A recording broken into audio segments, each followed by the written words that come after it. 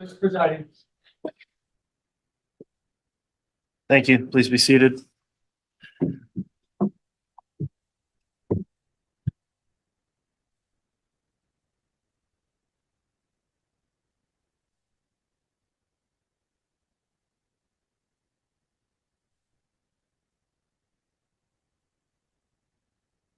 All right. Good morning, everyone. We're on the record on case CR 22-21-1623, State of Idaho versus Chad Guy Daybell. We're continuing with evidence on the state's case in chief. We had a witness that concluded at the end of the week last week, and the state's going to be calling a new witness this morning. I'll note that the jurors have all returned today, all 18, including the alternates, whoever those will be. And everyone has also completed their juror affirmation, so we don't have any issues there. I'll note the defendant's present along with counsel for the defendant, Mr. Pryor. The state's also present with the 4 prosecutors handling this.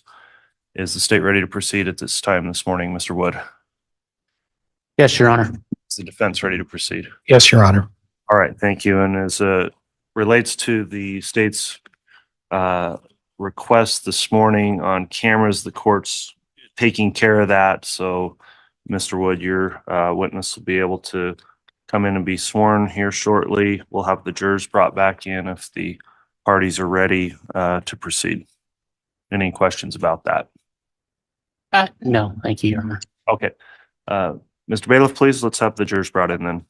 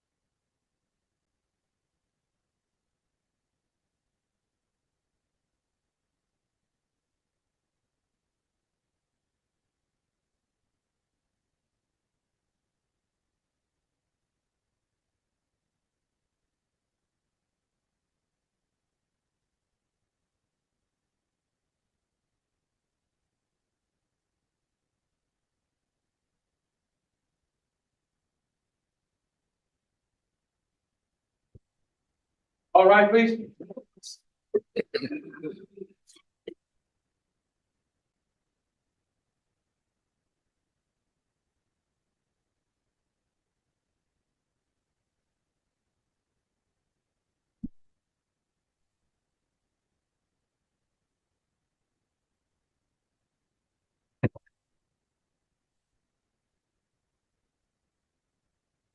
Please offer to the counter for Your Honor. Thank you. Please be seated.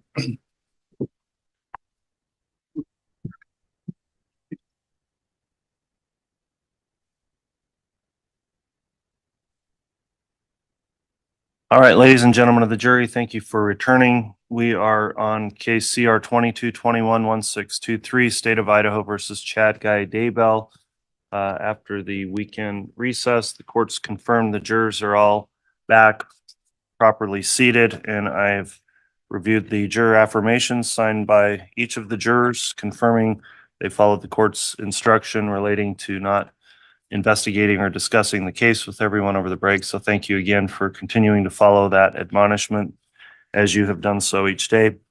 The state's continuing with its case in chief. We concluded with a witness at the end of court last Friday, and we're ready to proceed, I think, with the calling of the next witness. So, Mr. Wood, if the state would like to call its next witness, you can do that. Thank you. The state calls Nick Balance. All right.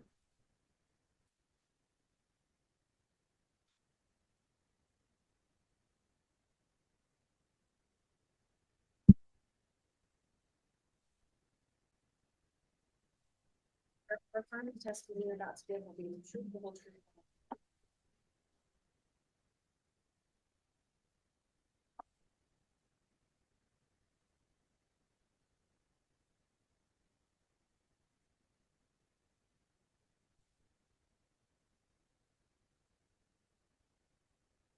Thank you. All right, before we commence, Mr. Wood, first I want to confirm our cameras.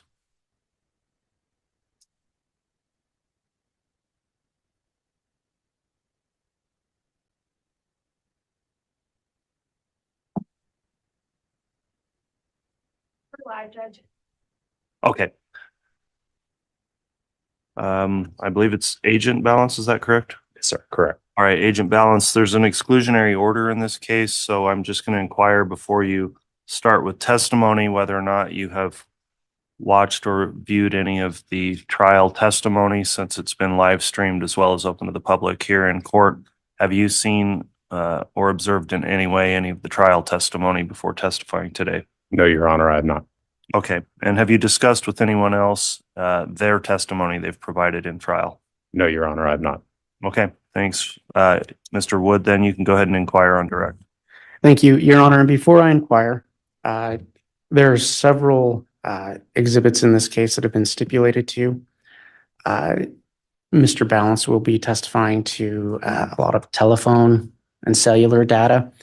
And for purposes of keeping the record clean about what's in evidence, I do have 11 business record affidavits. I believe they all come in by way of stipulation. I don't know how the court wants me to, I can read off the exhibit number and the company to which it pertains. However, the court would like me to do that. Okay. But I would like to have them on the record. I agree. They need to be individually entered into or admitted on the record. So if you'd like to just go through each, and I'll inquire on the defense whether or not they agree that there's a stipulation and no objection. So if you would want to just go through those, I know that might take a moment here, but we need to do that to keep the record clear. So you can just start off with whichever one you want to move for admission of first. All right. And I would note that I gave a courtesy copy to the court and counsel last week of each of these. Okay. So State's Exhibit 125 is a business record affidavit for T-Mobile Metro. All right, Mr. Pryor, on Exhibit 125, will the defense have any objection to its admission? It's a stipulated exhibit, Judge. All right, so that's a no. 125 is admitted. Mr. Pryor. I'm sorry, Mr. Wood. State's Exhibit 126 is a Verizon business records affidavit. All right, any objection on 126? Again, Judge, it's a stipulated exhibit. All right, 126 is admitted. On one, what's your next one, Mr. Wood? 127, another Verizon business records affidavit. All right, is that admitted by stipulation, Mr. Pryor? Yes, Your Honor. 127 is admitted. 128, another Verizon business records affidavit. All right, will that be admitted by stipulation, Mr. Pryor? Yes, Your Honor. 128 is admitted. State's Exhibit 129, Verizon business records affidavit. Is 129 admitted by stipulation? Yes, Your Honor. Okay, 129 is admitted. 130, Verizon business records affidavit. Is 130 admitted by stipulation, Mr. Pryor? Yes, Judge. Thank you. Mr. Wood? 131 Verizon Business Records Affidavit. Is 131 admitted by stipulation? Yes, Judge. All right, 131 is admitted.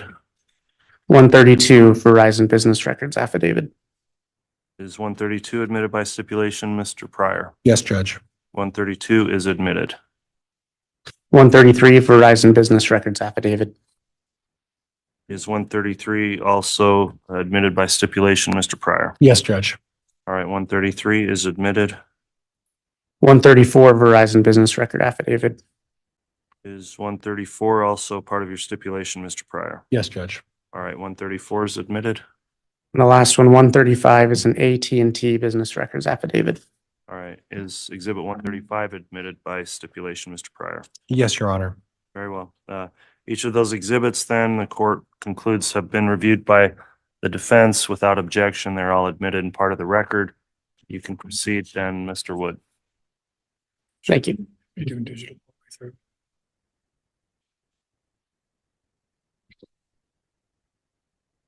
Good morning. Morning, sir. Can you state your name for the record and spell it? Yes, it's Nicholas Balance. Last name is spelled Ballance. Thank you. And Mr. Balance, how are you employed? I'm a supervisory special agent with the Federal Bureau of Investigation.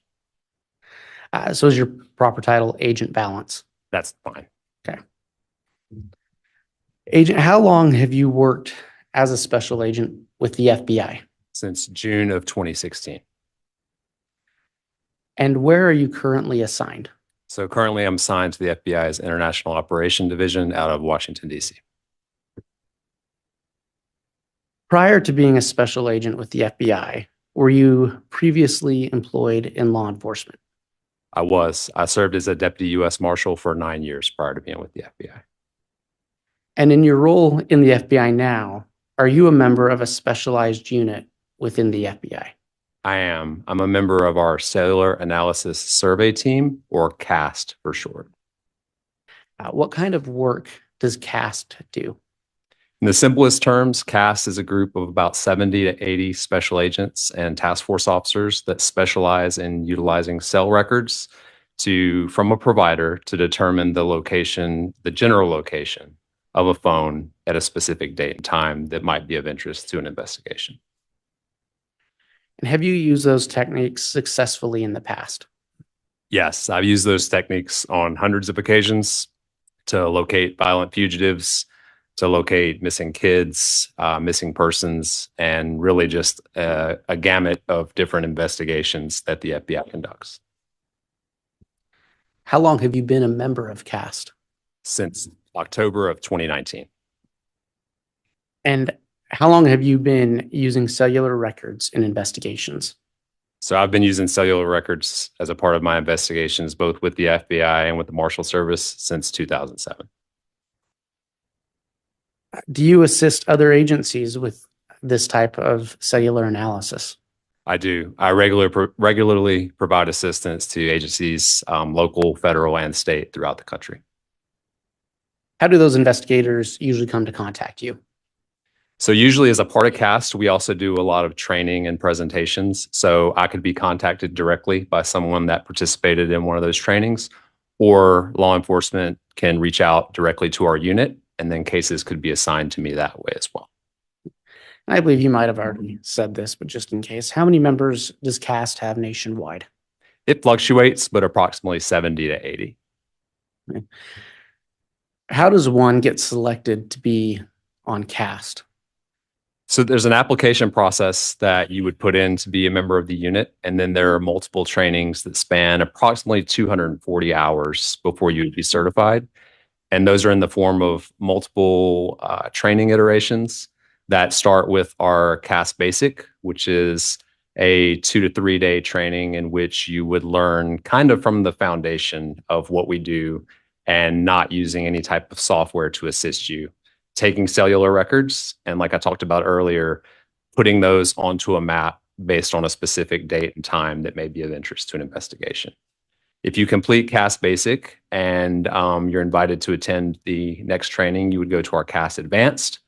That's a 1 week training where it gets a little bit more into the specifics for each provider that are the major providers throughout the United States, what their records look like, any nuances that might be a part of their records. And then also that's where we start implementing practical scenarios to where we're given a problem in the class and we have to do a report based on whatever that problem is, and then it's evaluated by instructors. Upon completion of CAST Advanced, you would go to, at the time I went, what was called our field training exercise, which is where you have approximately 3 days where you're given multiple problems.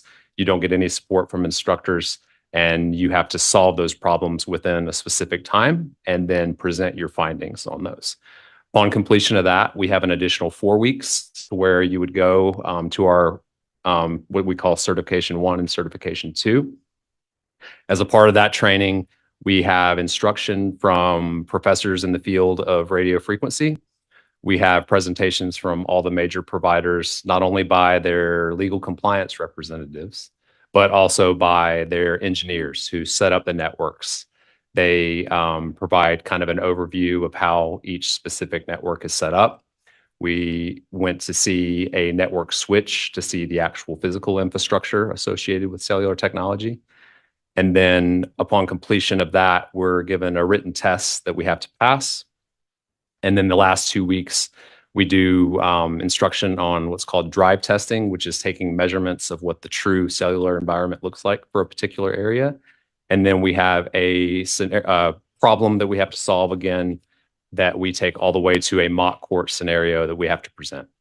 Upon completion of all of that, instructors meet, discuss each candidate, and then if you pass, you would be considered a certified member of CAST. And are you a certified member of CAST? Yes. So you completed all that training you just discussed? Yes, sir. So, and you completed it successfully? Yes, sir. I want to talk to you a little bit about cell towers for a minute. What, based on your knowledge and your training of cellular networks, can you explain to the jury what a cell tower does? Sure. So a cell tower is constantly emitting radio frequency for a given area. And so if you think about it from the standpoint of whenever you're going to make a call on your phone, the important part is you want to be able to talk to somebody that's a great distance away.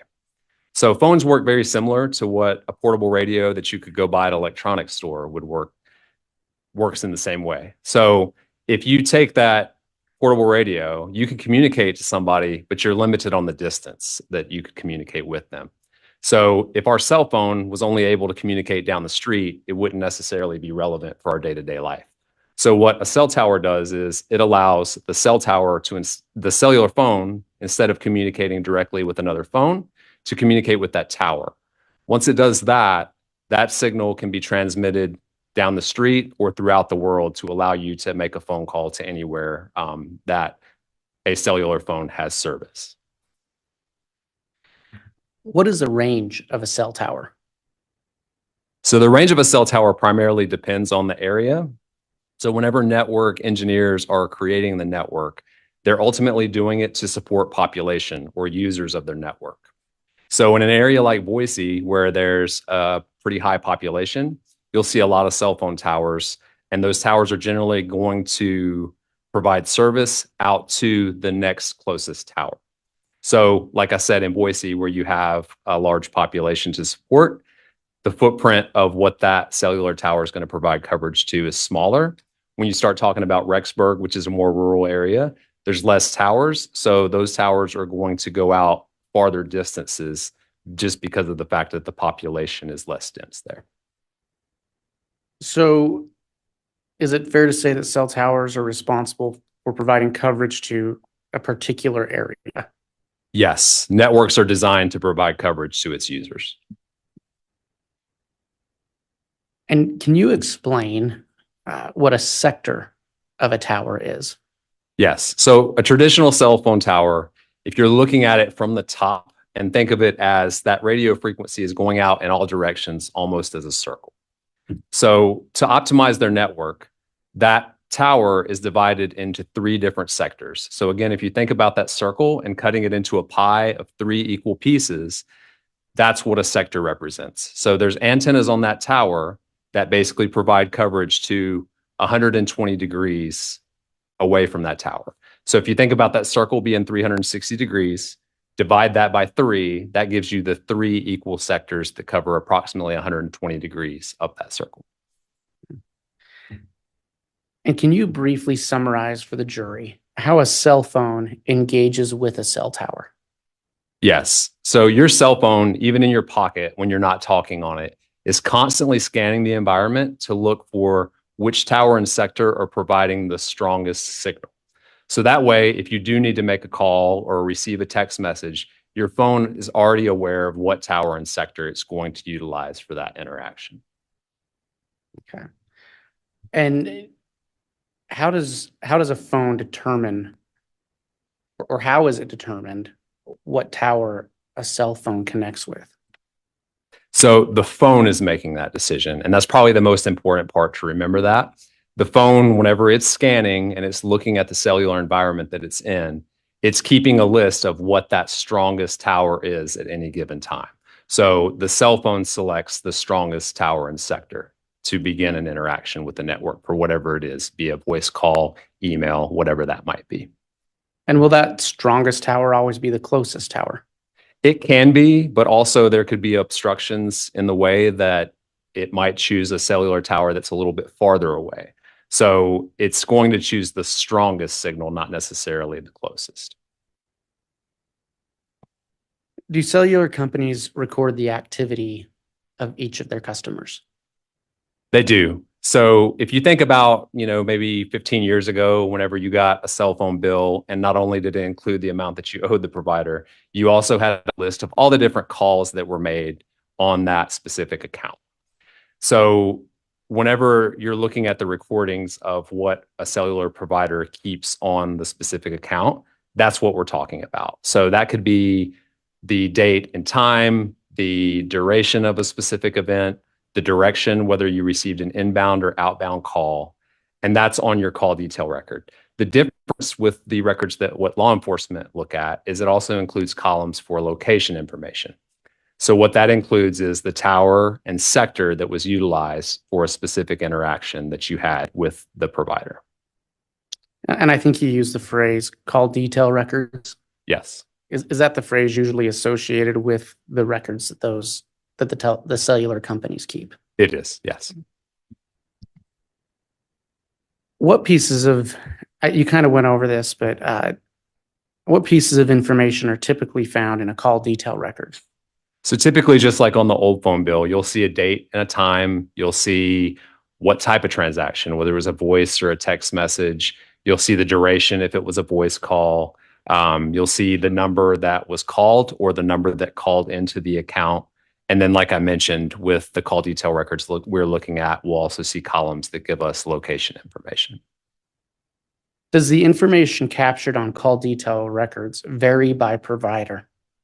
It does. Most providers are going to capture the majority of the same information. They just might capture it different ways. But specific to, there are nuances specific to Verizon. Verizon doesn't capture the location information associated with a text message. And other companies do? Correct.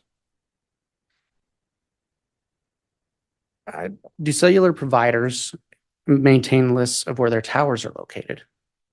They do. So each cellular provider has, by latitude and longitude location, every single tower that they have throughout the territory that they cover.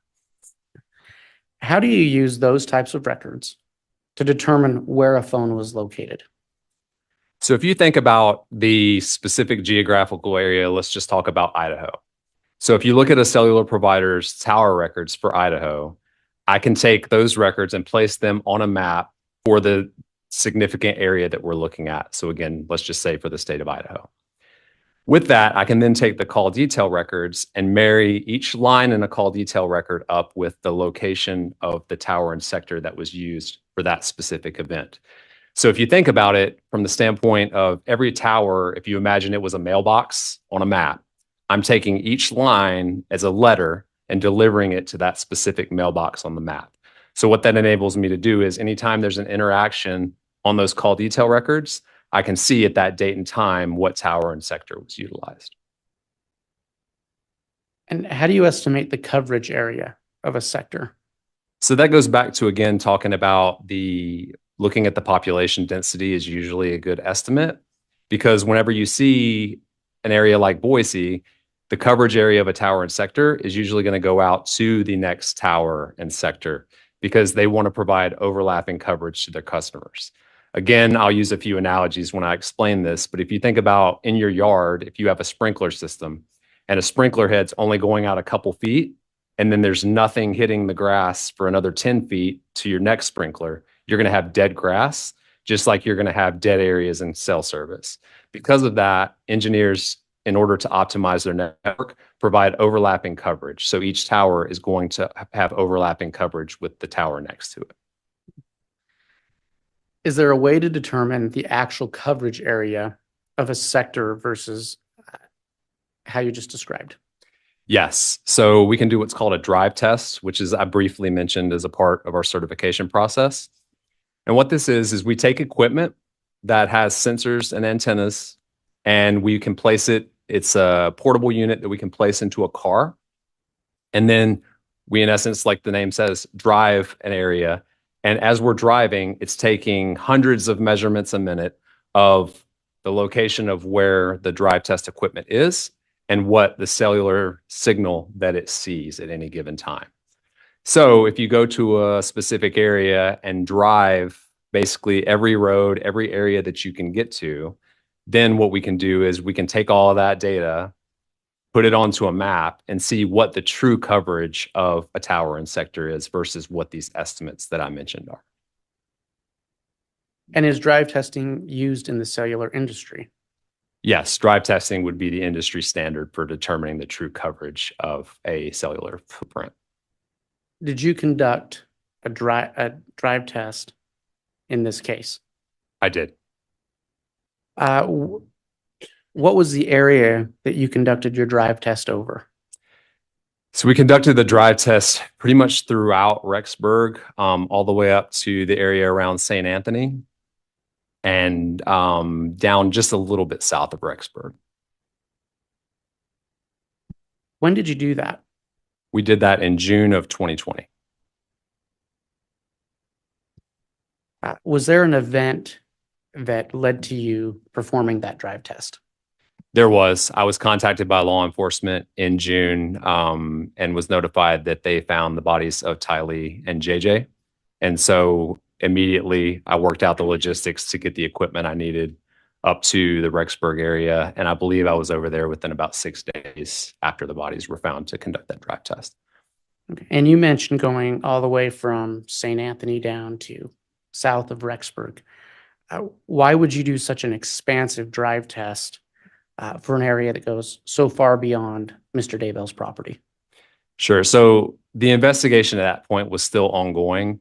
And so in order to basically ensure that any use of cellular phones that became of interest for specific dates, we would be able to see what the true footprint of towers were versus doing those estimates.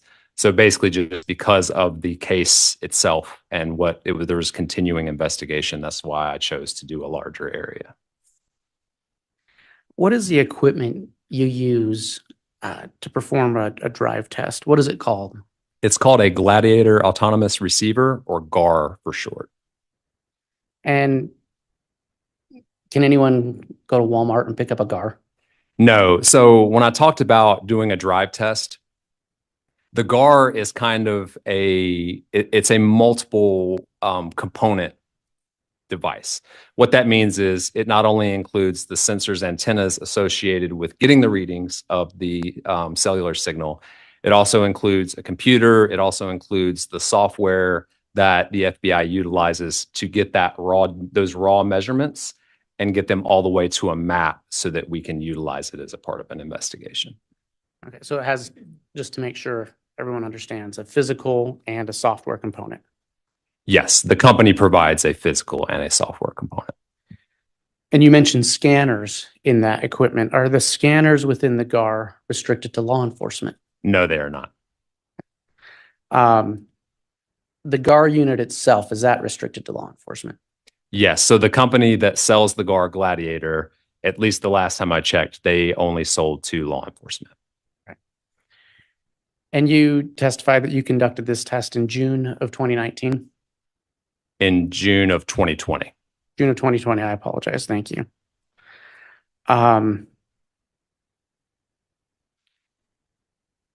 Moving on, are you able to determine where a phone, but by using cellular records, are you able to determine where a phone is located 24 hours a day, 7 days a week by identifying the tower and sector it uses?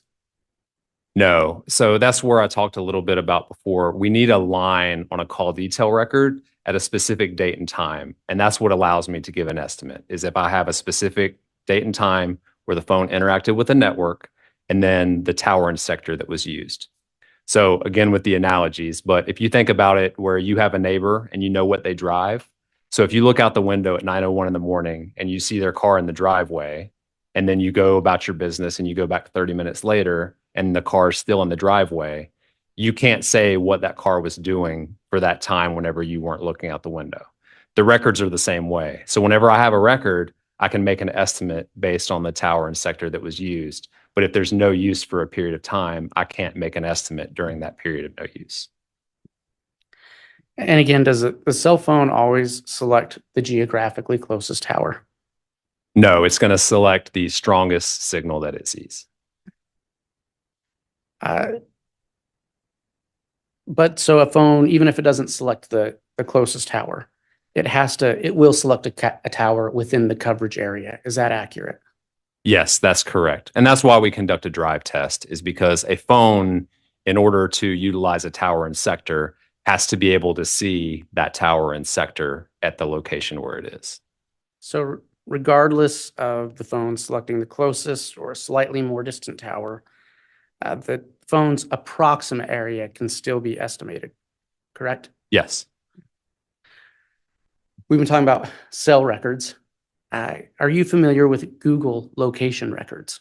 I am. Can you describe what they are? So Google provides a service that includes location history. And so if a user opts into location history, then Google records locations where a device that is opted in has been located historically. How does Google identify the location of a device?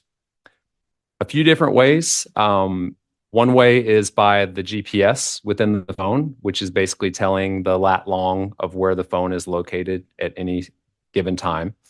Also via Wi-Fi. And so what that means is the phone is utilizing the Wi-Fi in an area to determine an estimated location.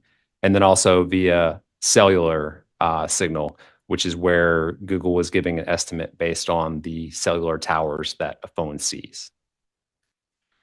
Talking about the Wi-Fi connection through Google, does the device need to connect to a Wi-Fi access point for Google to know that location? No. And if some of you have seen where you'll get a notification on your phone, turn on Wi-Fi to better estimate your accuracy, doesn't necessarily need to be connected to a Wi-Fi access point. Google, as a part of the information that they maintain, they have information on a lot of different Wi-Fi access points and where they're located.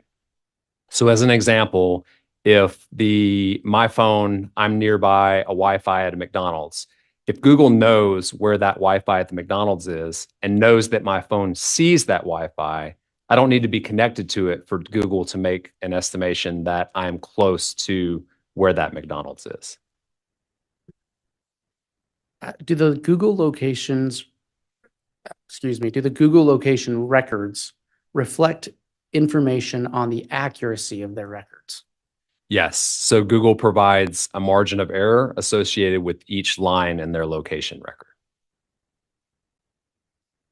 Have you used Google location information as part of investigations in the past? I have. I've used it to locate devices on numerous occasions in the past.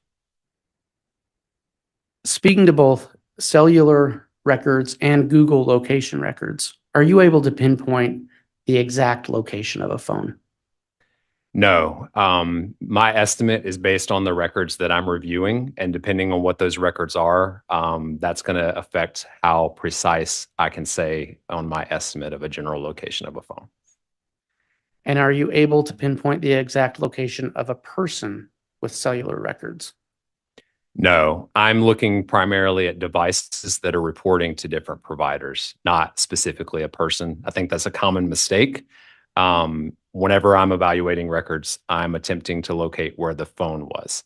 Now, granted, that could very well be in the pocket of the person it's associated with, but I'm not locating a person, I'm locating a device. And do you regularly use cellular telephone technology and this Google location technology in your work? Yes, on a daily basis.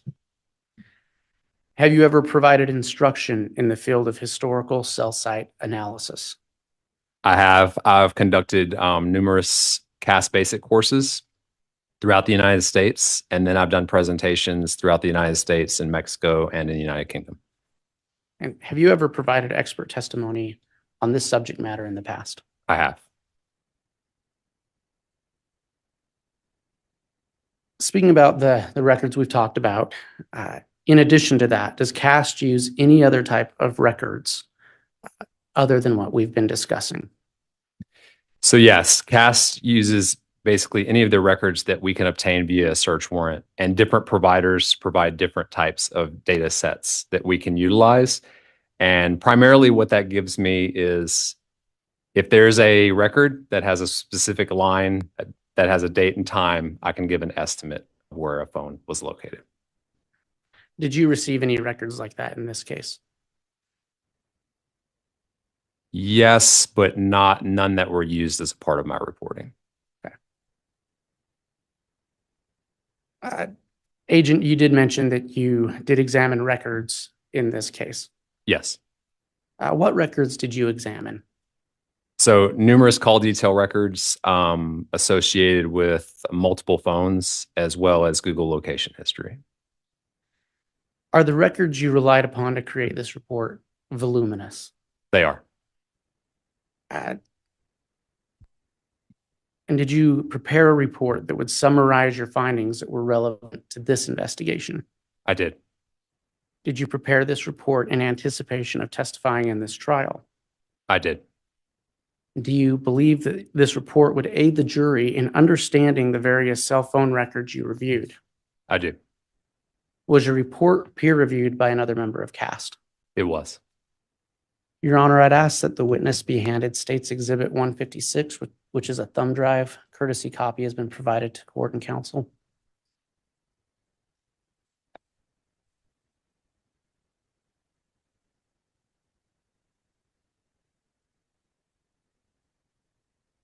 Agent Balance, do you recognize State's Exhibit 156? I do. What is it? It's a USB drive that I initialed that contained a copy of my report. And have you reviewed the content of that thumb drive? I have.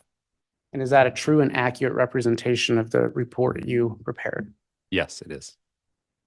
Your Honor, based on the witness's testimony and pursuant to Rule 1006 of the Idaho Rules of Evidence, we ask that this report be admitted into evidence as a summary exhibit. Any objection, Mr. Pryor? Judge, there won't be an objection, but I do need to have a sidebar with counsel in the court prior to proceeding. Okay, let's go ahead and take up a sidebar, the request of defense for a moment, Mr. Wood.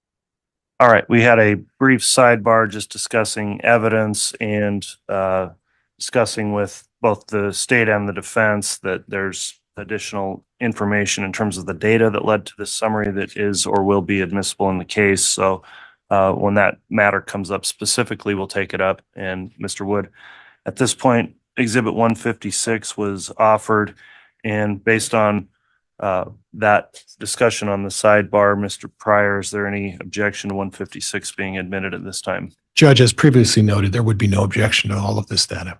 Okay, so the 156 is admitted, Mr. Wood. Thank you. Your Honor, may I publish? Yes.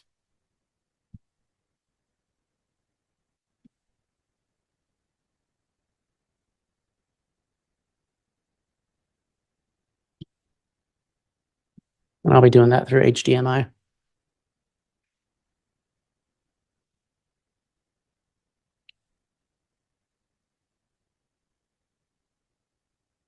Agent, do you recognize this exhibit? I do. If you could just briefly give us a summary of what's on this front Sure. page. This is basically the cover page associated with my report, which includes the phone numbers that I did analysis on, as well as the Google account that I did analysis on, the specific dates that I was asked to look at, and then data report, case number, and my name. And on slide 2, what are you describing? That's speaking specifically to the methodology used as a part of our analysis that I described previously.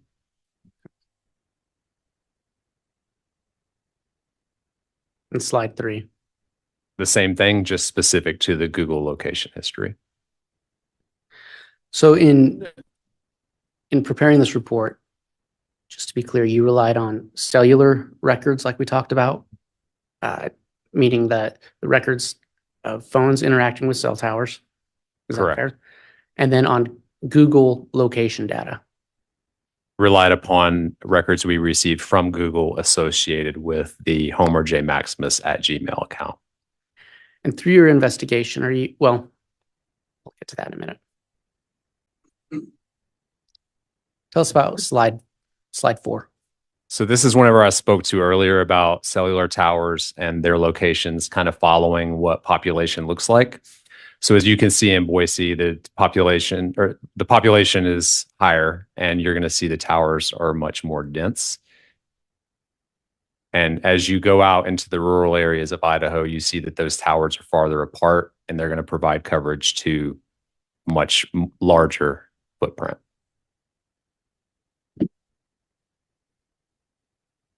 Tell us what we see on slide 5.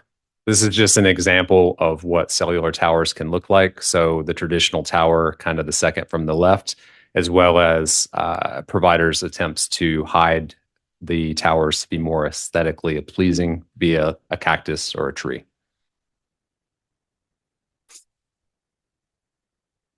And what do we see on slide 6? So on the left, you'll see a traditional cell phone tower that's divided into the 3 different sectors that I talked about earlier. So you can see the sets of antenna are facing 3 different directions. Then over to the right, when I talked about that circle, this is looking over top of a cellular tower, and you can see the 3 different sectors divided into equal pieces. You can also see at the top where there's a 0, it's a little bit smaller, harder to see, but that 0 starts there and just like a compass goes all the way around to 359 degrees. So whenever you're looking at a specific tower and sector, the provider will indicate the azimuth, which is basically the direction from the tower that specific sector, the midpoint of it. So if you're looking at sector 1, the azimuth of that sector would be 0 degrees, and you see plus 60 and minus 60 to equal 120.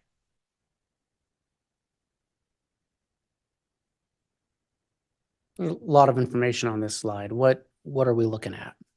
This is just an example of what the call detail records that I spoke about earlier look like, specific to each carrier, starting with Verizon.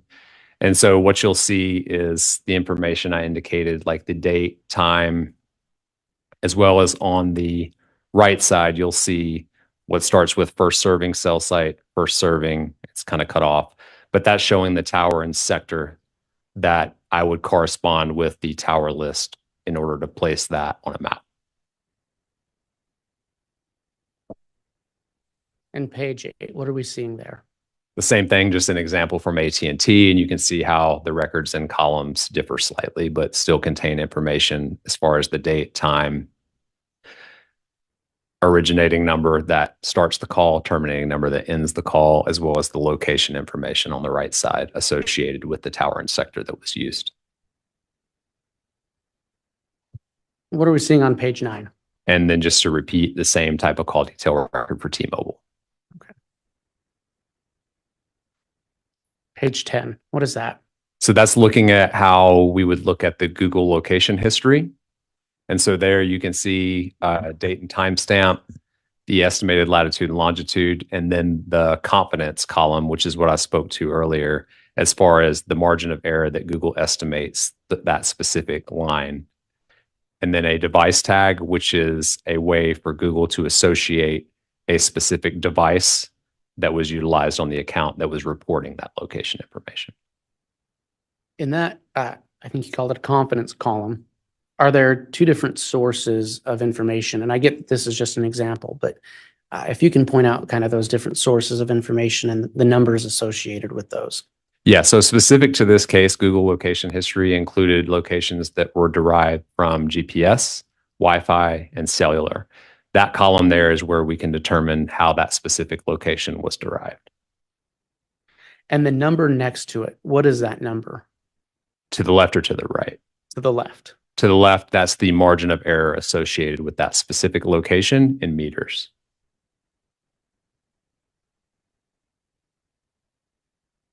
What are we seeing on slide 11?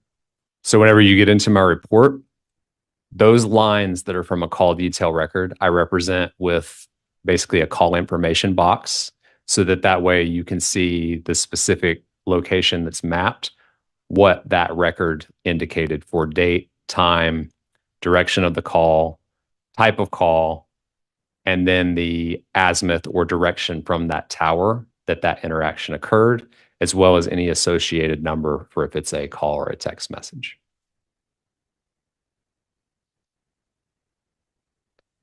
What do we see on page 12? These are the specific numbers that I was asked to conduct analysis on in this case. And then each one is going to be represented by a specific color whenever I place it on a map. So this is just basically a legend so that you can see whenever you observe a specific use on a map, which phone that I'm representing.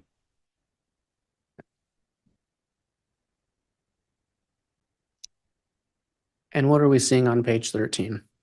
This is an example of the drive test data that I spoke about. So after we conduct that drive test and then place that information onto a map, this is how it would look. So on the left side, you see one tower and sector and the coverage area of that tower and sector. The dark green is the dominant area of coverage.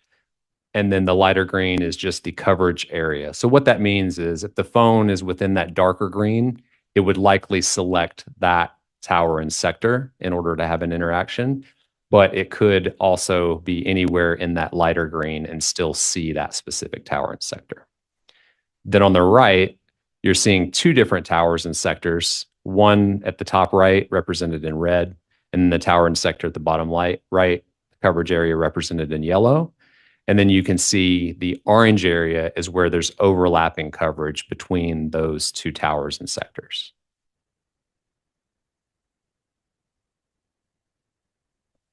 And what do we see on page 14? This follows the same call box as the cellular slide, only it indicates what the box will look like for Google location information. I've also got at the bottom right, because with Google location, there could be numerous locations recorded in a matter of minutes. So instead of, in essence, putting a lot of stuff onto a map that doesn't allow you to see what's going on, I've added a summary location or a Google geolocation summary box so you can see how many locations were recorded in a specific amount of time. You can also see on the left side the Wi-Fi or GPS. That's the icon that'll be represented whenever a Google location is derived from one of those two events. And then also where applicable, the margin of error will be that yellow circle, which will show a representation of what that margin of error looked like from the record.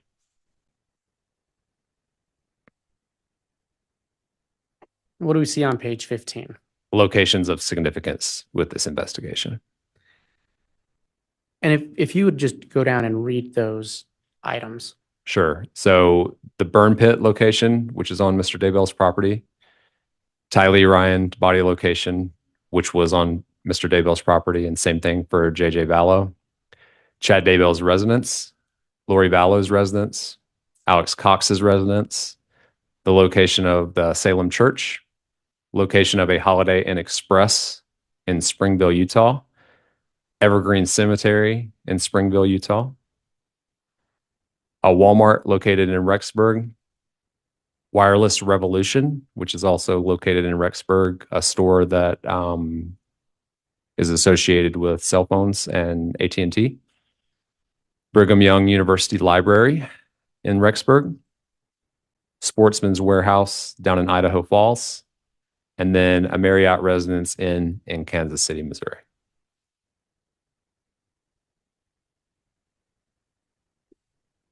Can you explain to the jury what we see on page 17 of your report? Sure. So this is an overview of Rexburg and the surrounding area. I didn't mention before, but you can see the dots. Those are representative of cell phone towers for the different networks that provide coverage in the area, as well as the locations placed onto a map that I mentioned in the last slide that were of significance to this investigation. If you have a pointer, and I realize that on the screen it's a little bit further away, but if you could just kind of go through a couple of those locations on the map. Yes.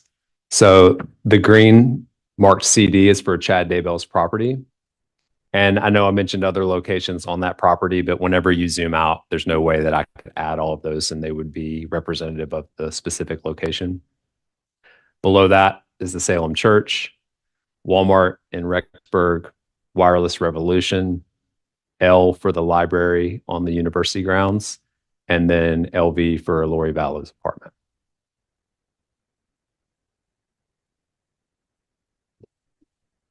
And on page 18, what do we see? Those were the locations of significance mentioned down in Springville, Utah. So the EG is the Evergreen Cemetery and the HI is the Holiday Inn Express.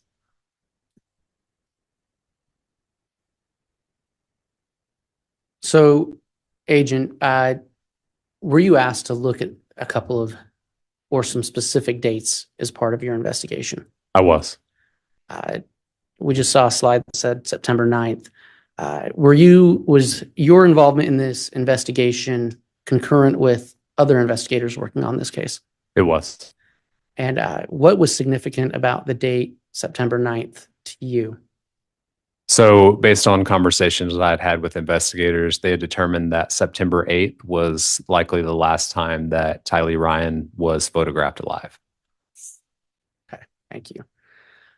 So slide 20, if you can walk the jury through what we're seeing here and where it's at. Yeah, so I'll be a little bit more specific in this one because the majority of my slides are going to follow this same format. So at the top, you're seeing what it is. This is based on Google location history, the account that is associated with that Google location, and all the Google location history in this report is going to be for homerjmaximus@gmail.com. And then you're seeing basically the bookends of what this slide represents. And by that, I mean, we're looking at September 9th for any locations between 12 a.m. and 5 o'clock a.m. Also, with all of my analysis of the Google location history, I looked at Google locations that were 100 meters or less in margin of error. So then we see... Agent, if I can stop you there, why did you pick 100 meters or less? Just to ensure that whenever you look at Google location, you can see margin of errors that can be extremely wide in the thousands of meters. So we did that to basically look at the more precise locations from the reporting. So is it fair to say you did that in an effort to be more accurate? The locations that are larger margin of error are accurate, but it helps us to basically look at a specific device and where it's located. When you start getting extremely large margins of error, I wouldn't be able to differentiate whether a device was in this slide at reporting from Alex Cox's residence or Lori Vallow's residence. So 100 meters was basically just the line that I set as far as what precision we were looking at. And when we speak about the Homer J. Maximus at Gmail account, that has been brought up before, but can you remind the jury who that account is associated with? With Alex Cox. All right. So you've taken us through the heading. Can you walk us through the rest of the slide? Yeah, so you'll see two different locations that both are reported via GPS. And so on the top left, if you can see the pointer, we're looking at 2:42 and 2 seconds, 2:42 and 11 seconds, and 3:37 and 22 seconds. Google location consistent with being just west of Lori Vallow's apartment. And then there's movement between 3:37 and 4:37, where at 4:37, it's now reporting pointer consistent with being at Alex Cox's apartment. And so just to verify the time here, we're talking about 2:42 a.m. September 9th. Correct. And just to make sure we're interpreting the data correctly, what this shows is that Alex Cox's Judge, I'm going to object at this point. There seems to be some leading. Sustained. Your Honor, may I briefly argue? Just ask another non-leading question, please, Mr. Wood. Thank you. So the yellow dots are associated with locations of, what are those associated with? So those are associated with a Google location of Alex Cox's device. And if just to briefly summarize, on what times are Alex Cox's device located near Lori Vallow's residence? At 2:42 in the morning, and then at 3:37 in the morning. And then after that, where does his device appear to go? So there are no records that I found of 100 meters or less between 3:37 and 4:37. At 4:37, the Google location is consistent with being at Alex Cox's residence.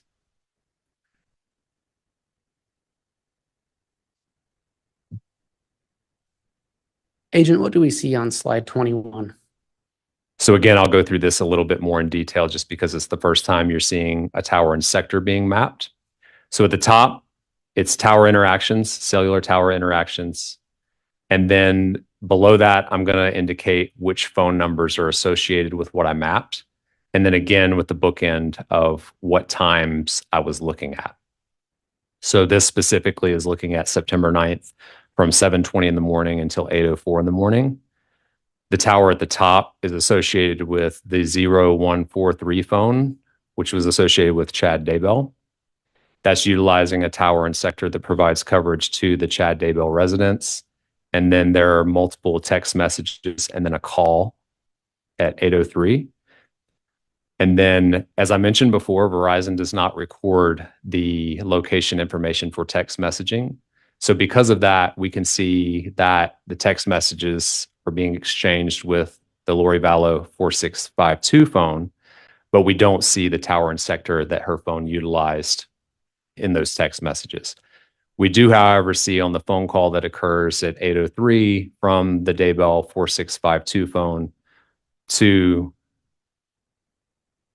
from the Daybell 0143 phone to the Lori Vallow 4652 phone. We see that the Lori Vallow phone is utilizing a tower and sector that provides coverage to her residence. And what was the date and time frame for these conversations? Yeah, so the text messages were 7:20 in the morning, 7:42, 7:53, 8 o'clock, and then 8:03. And then the phone call is from the Daybell 0143 to the Vallow 4652 phone at 8:03. Agent, in your review of phone records, how often would Lori Vallow and Chad Daybell communicate with each other? Pretty regularly.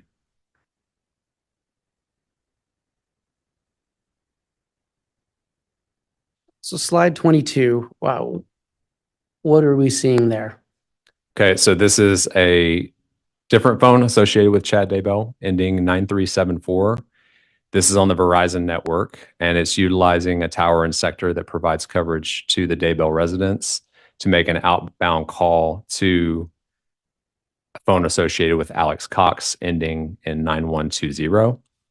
Alex Cox's phone at that time was utilizing a tower and sector that provides coverage to his residents. That was September 9th at 8:11 a.m. Correct. Can you tell how long of a phone call that was? Yes. So in the box, you'll see after the outgoing call, you'll see 180, then you'll see voice, and then you'll see 280. That 180 represents the duration of the call, and then the 280 represents the azimuth or direction from the tower that that antenna set was facing. So it was a 180-second call. Correct. And what do we see on slide 23? So this is the Daybell 0143 phone utilizing 3 different towers, all of which provide coverage to his residents between 8:15 in the morning and 9:06 in the morning. And who are those communications with? Can you tell? Yeah, so one at 8:58 is an outbound text to the Lori Vallow 4652 phone. And then at 8:15 and 8:39, there's an outbound and an inbound text, both associated with an exchange with Lori Vallow's 4652 phone. And then the other incoming SMS at 9:05 is a number that I don't recognize.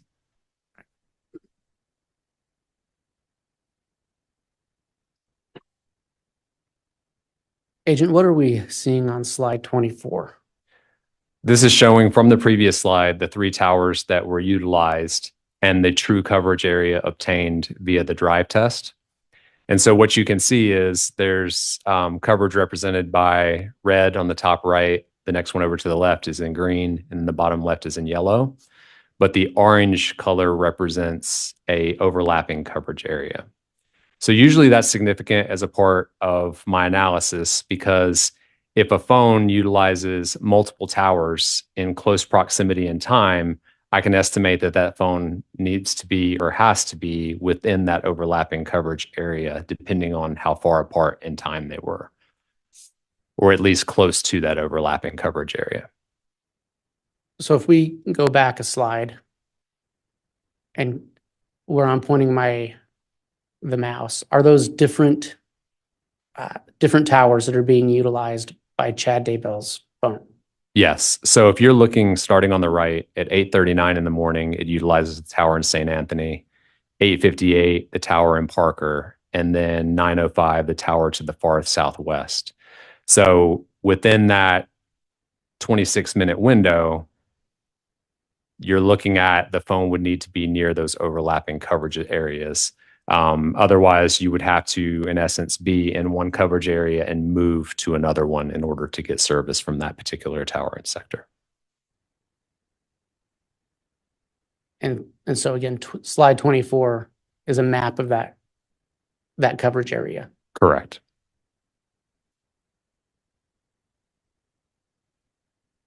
And what is slide 25?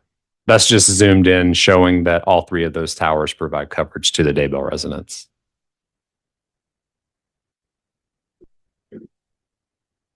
Agent, what do we see in slide 26?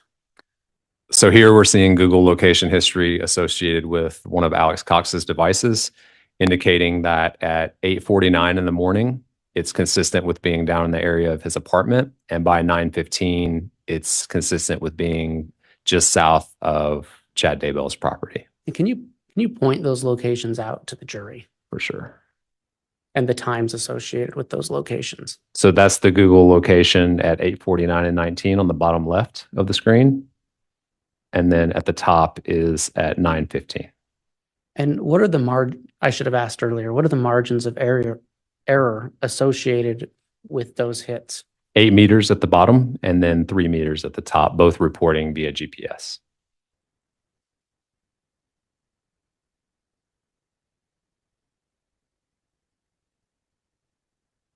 And so the measurement at 9:15 is just south of Mr. Daybell's residence. That's correct.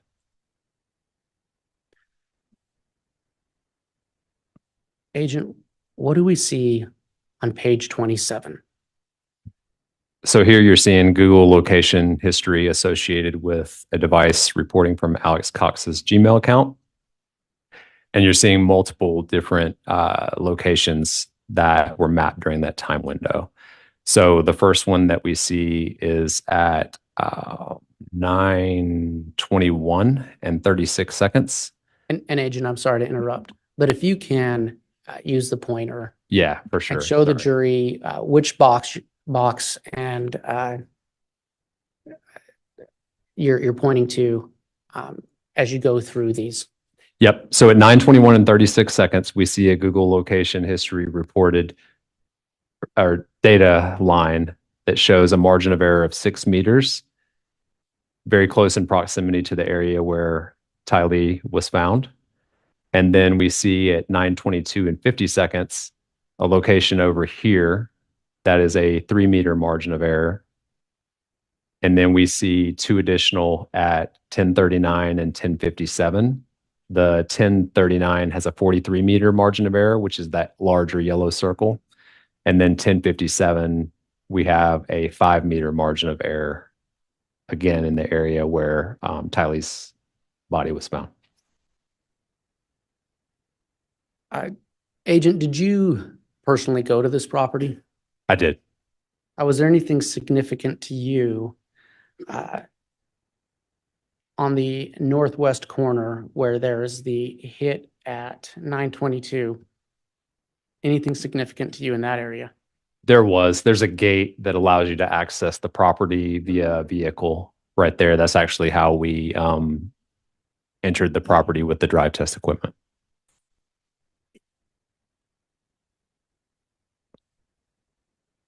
And can you remind the jury what BP stands for? The burn pit. And the TY, is that the location of Tylee's body? Yes. And again, this was September 9th. Correct.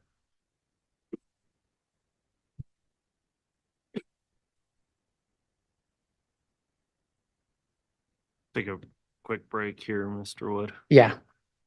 Okay, we'll go ahead and just take our morning recess here and take about 25 minutes on the recess, and then we'll come back on.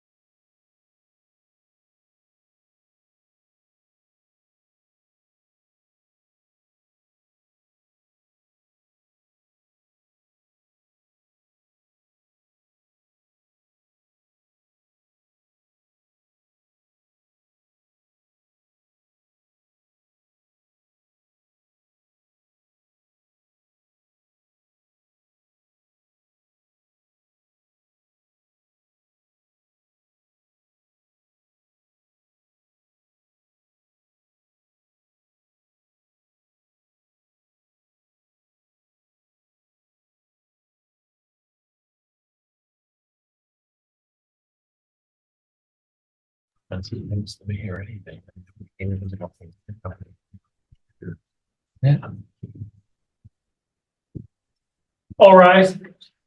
District Court's again in session. Thank you. Please be seated.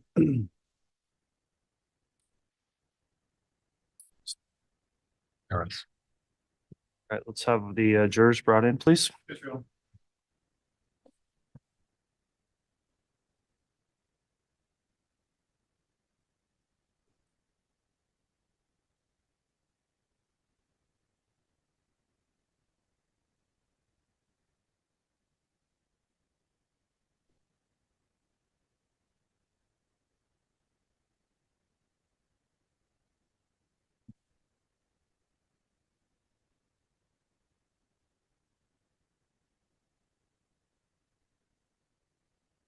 All right, please.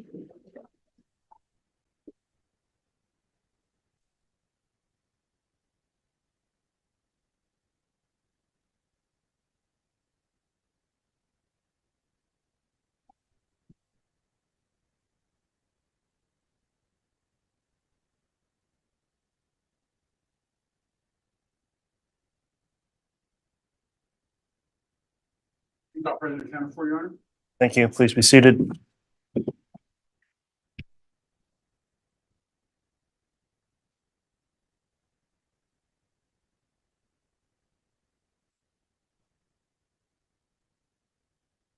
All right, we just completed the mid-morning recess. We're still on the record. KCR 2221-1623, State of Idaho versus Chad Guy Daybell, continuing with direct examination of Agent Balance. Mr. Wood, if you'd like to continue on direct, you may. Thank you, Your Honor, and may I continue to publish? You may.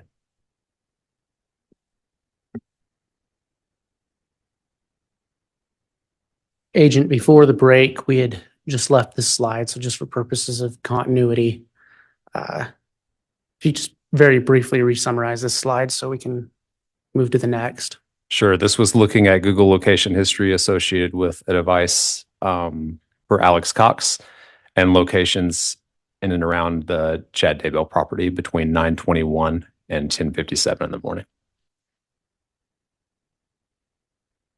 What do we see on slide 28?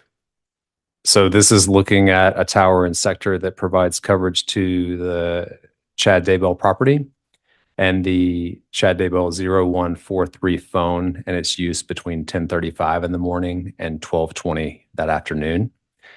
And in the box, you can see there's multiple text messages and one call, again, beginning at 10:35 and going through 12:20. And in the legend, it just has the number for Chad Daybell. Are you familiar with the numbers that he is communicating with? I am. So the number ending 4652 would be associated with Lori Vallow. Is it fair to say that much of these communications on this slide are taking place during the same time frame as this slide? It goes a little bit beyond that, but Okay. yes.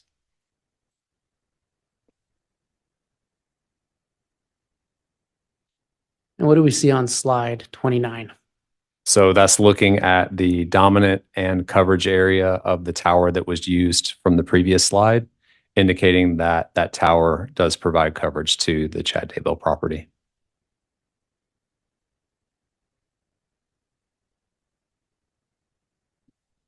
And slide 30? And this is just a zoomed in view of the previous slide, again, indicating that that tower provides coverage to the Daybell property.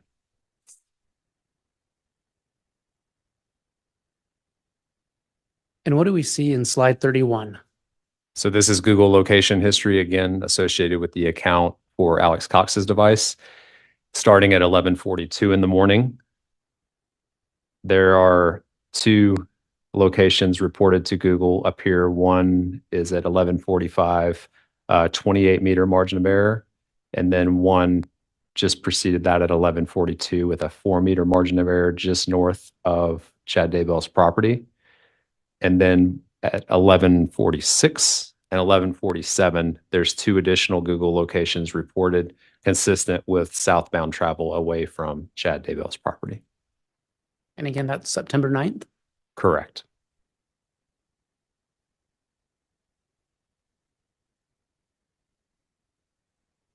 And what do we see on slide 32? So this is looking at calls that were made. I'll start at the top from the Chad Daybell 0143 phone, an outbound call of 183 seconds made to the Lori Vallow 4652 phone. And again, that was at 11:45 in the morning, utilizing a tower that provides coverage to the Chad Daybell residence. And then also the number ending 9120 associated with Alex Cox, making an outbound call to the 4652 Lori Vallow phone, utilizing a Verizon tower that also provides coverage to the area around the Daybell property.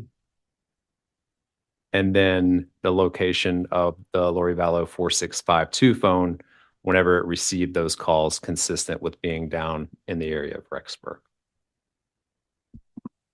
All right, so just to be clear, that top box in blue, that's a phone call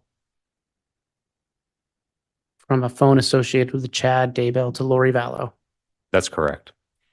And that middle box, the first red one, that's an outgoing call from a phone associated with Alex Cox to a phone associated with Lori Vallow. Yes, that's correct.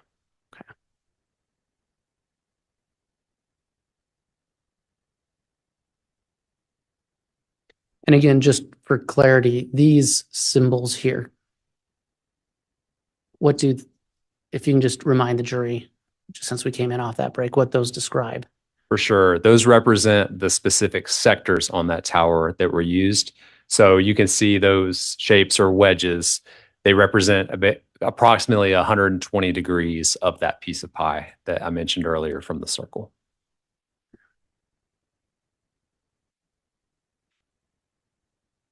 And what do we see on slide 33?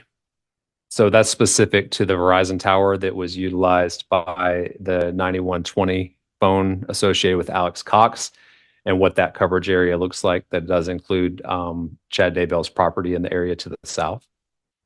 And that's related to the phone call he made on the previous slide? Correct. That's the tower that was used to make the phone call from the previous slide.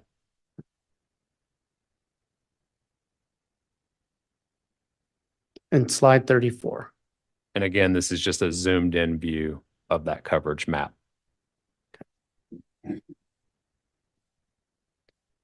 What do we see on slide 35? These are two interactions with the network, both of them text messages. At 12:32 and 37 seconds, the 0143 phone associated with Chad Daybell receives a text message from the 4652 phone associated with Lori Vallow, and it utilizes a tower that does provide coverage to the Daybell residence. And then approximately 1 minute later, there's an outbound text from the 0143 phone associated with Chad Daybell to the 4652 phone associated with Lori Vallow. That tower, which we'll see in following slides, does also provide coverage to the Daybell residence. I would speak more to that on one of the following slides. And that's where you can see the coverage map associated with that tower down in Rexburg, which does provide coverage to the north-south road that goes up towards Chad Daybell's property, but it does include the Chad Daybell property.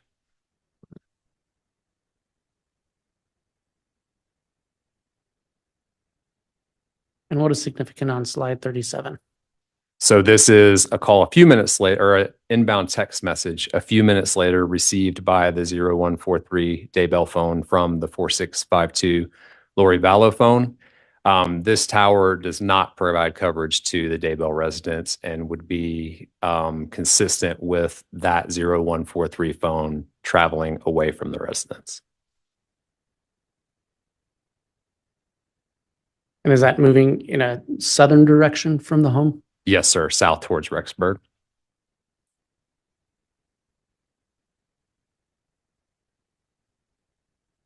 And what do we see on slide 38? This is showing the coverage of that tower from the previous slide.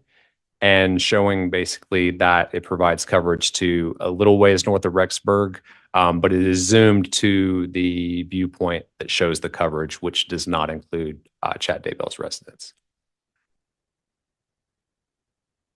And so just to clarify, this is related to the last two slides then? No, Or- that is a separate tower. So Okay. if you go back, go back one more and one more. Sorry, keep going. So that tower that you see to the south, the coverage map for that is the one that does include coverage to Chad Daybell's property. The one at 1239, I believe it was, that's a separate tower than the one depicted earlier, and that one does not include coverage to Chad Daybell's property.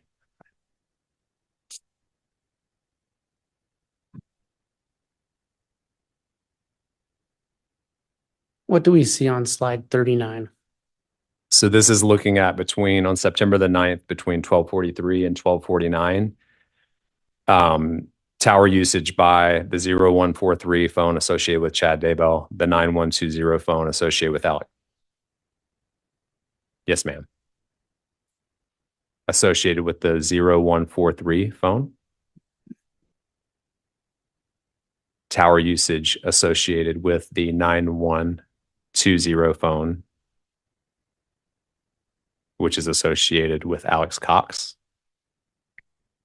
And then tower usage of the 4652 phone, which is associated with Lori Vallow.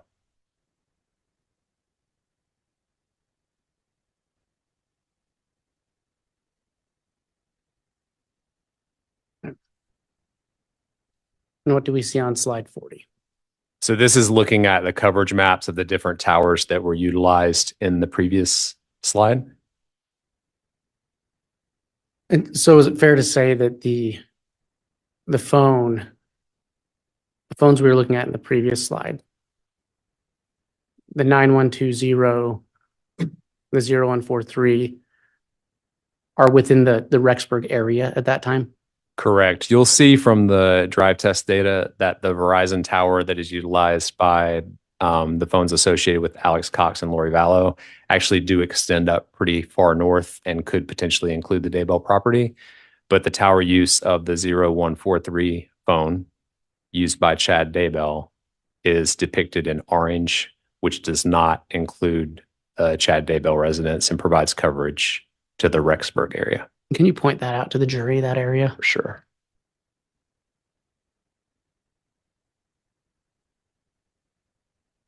The area that I'm circling with the pointer Thank in you. orange. What do we see on slide 41?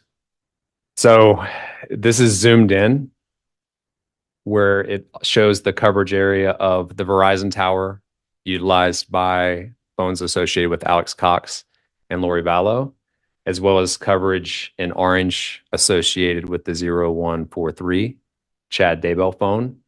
And the overlapping coverage area does include Alex Cox and Lori Vallow's residence. You also see Google location history at 1243 and 1246, reporting from a device associated with Alex Cox's Google account, consistent with being at Alex Cox's residence. That's still September 9th. Correct.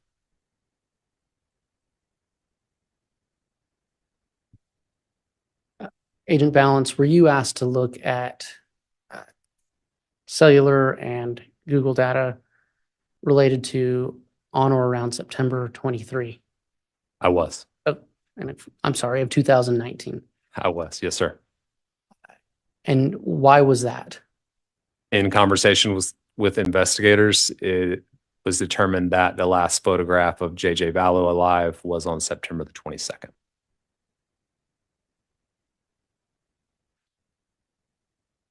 So what do we see on slide 43?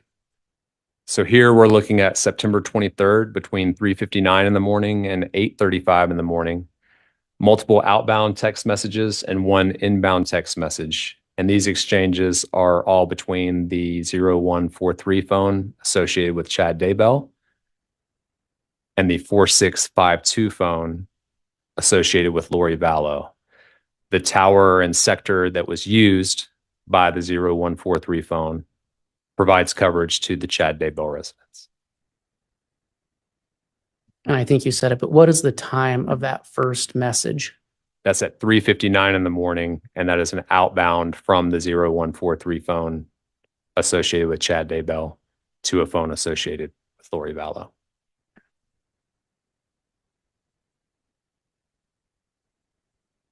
And what do we see on slide 44? That's Google location information associated with an account attributed to Alex Cox on September the 23rd, between 9:01 in the morning and 9:41, consistent with being at Alex Cox's apartment. So during that approximately 40 minutes, is it fair to say that that device is relatively non-moving? Correct. All of those are repeated locations with the same margin of error.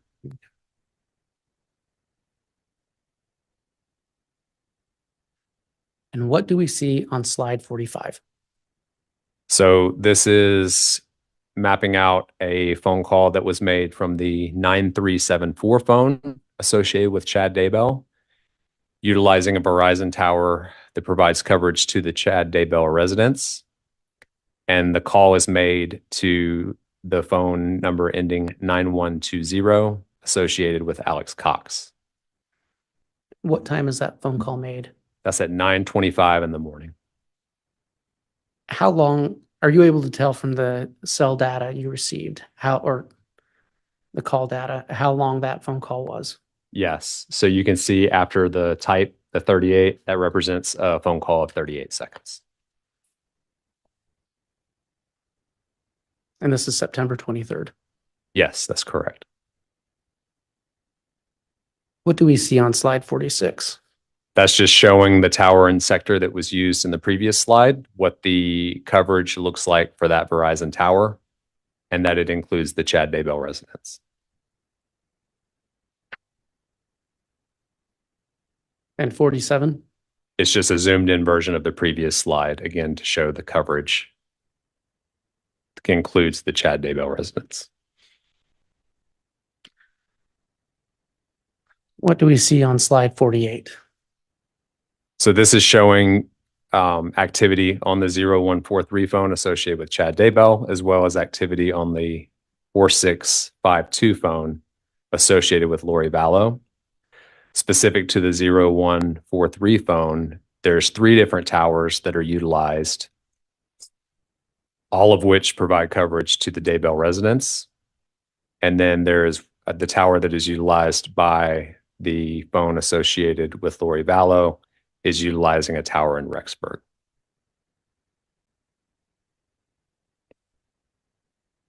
And all those communications take place between what time? 9:27 and 9:37 in the morning. On September 23rd. Yes, sir. Correct.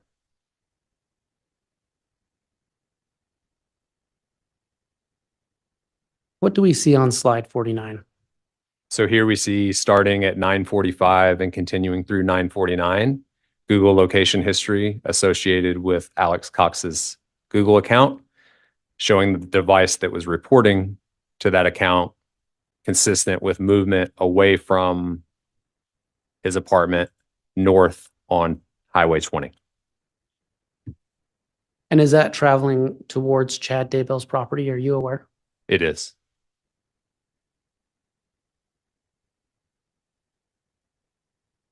What do we see on slide 50? So this is showing Google location information associated with Alex Cox's account with Google, showing that his device was reporting in and around Chad Daybell's property between 9:55 in the morning and 10:12.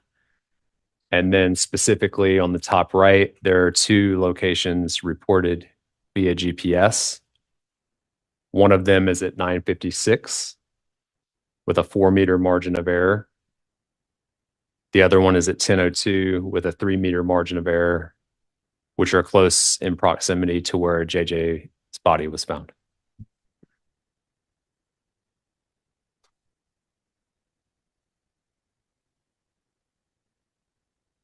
What do we see on slide 51? Those are the same two locations that I just spoke about on the previous slide. They just include the yellow margin of error to show the accuracy associated with those two locations.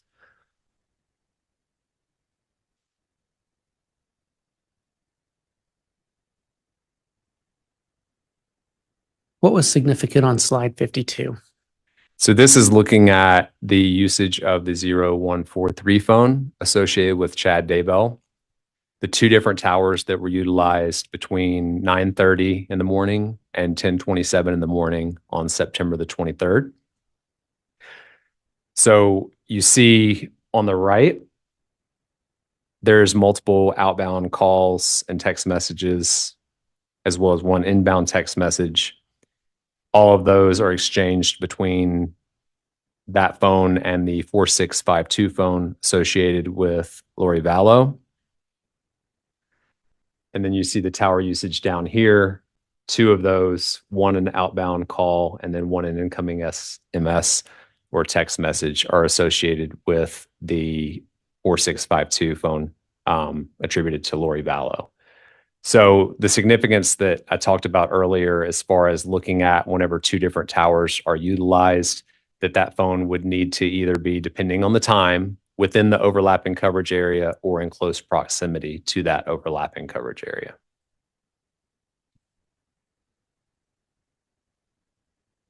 And then this is just showing the overlapping coverage area in orange that includes Chad Daybell's residence.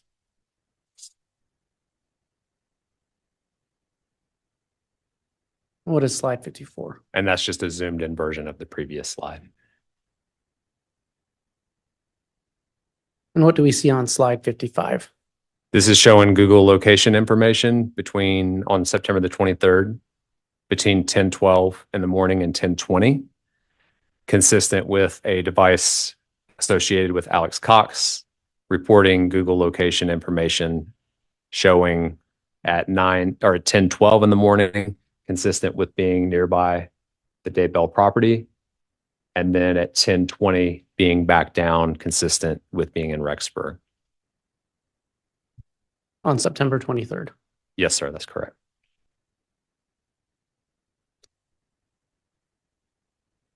And what do we see on slide 56? So this is showing on September the 23rd between 10:13 and 10:17 in the morning, use of the 0143 phone associated with Chad Daybell, and 3 outbound text messages, all to the 4652 phone associated with Lori Vallow.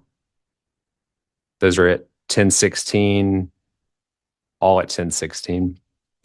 And then an outbound call from the 9120 phone associated with Alex Cox at 10:13, calling the 4652 phone associated with Lori Vallow. And then at the bottom, the location of Lori Vallow's phone whenever it received that incoming call, because again, it's on Verizon, so the text messages don't record the tower and sector.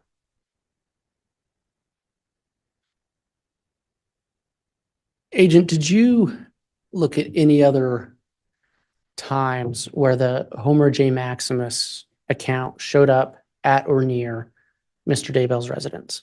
I did. And did you have any parameters that you put on that search?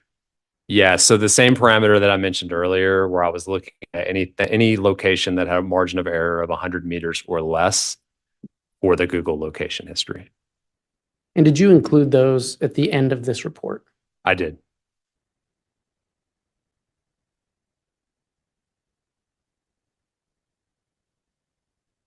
Agent, is this in relation to what we were just talking about, other times when the Homer J. Maximus account or a device associated with it shows up at or near Chad Daybell's property? Is this a summary of that?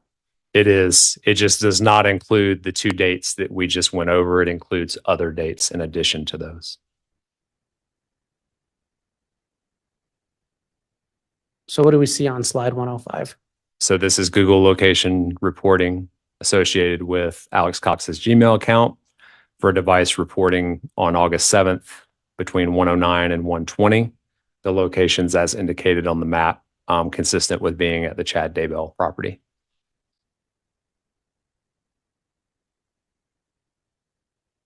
And what do we see on slide 106? The same reporting that I just mentioned associated with the same account, just on August 24th between 7:24 and 7:32 p.m.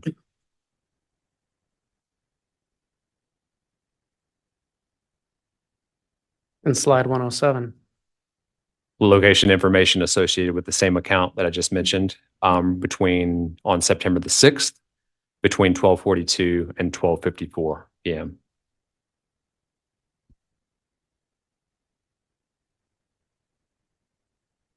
And slide 108.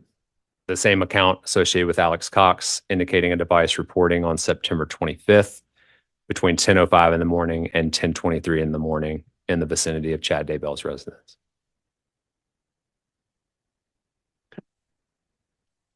Agent, we have gone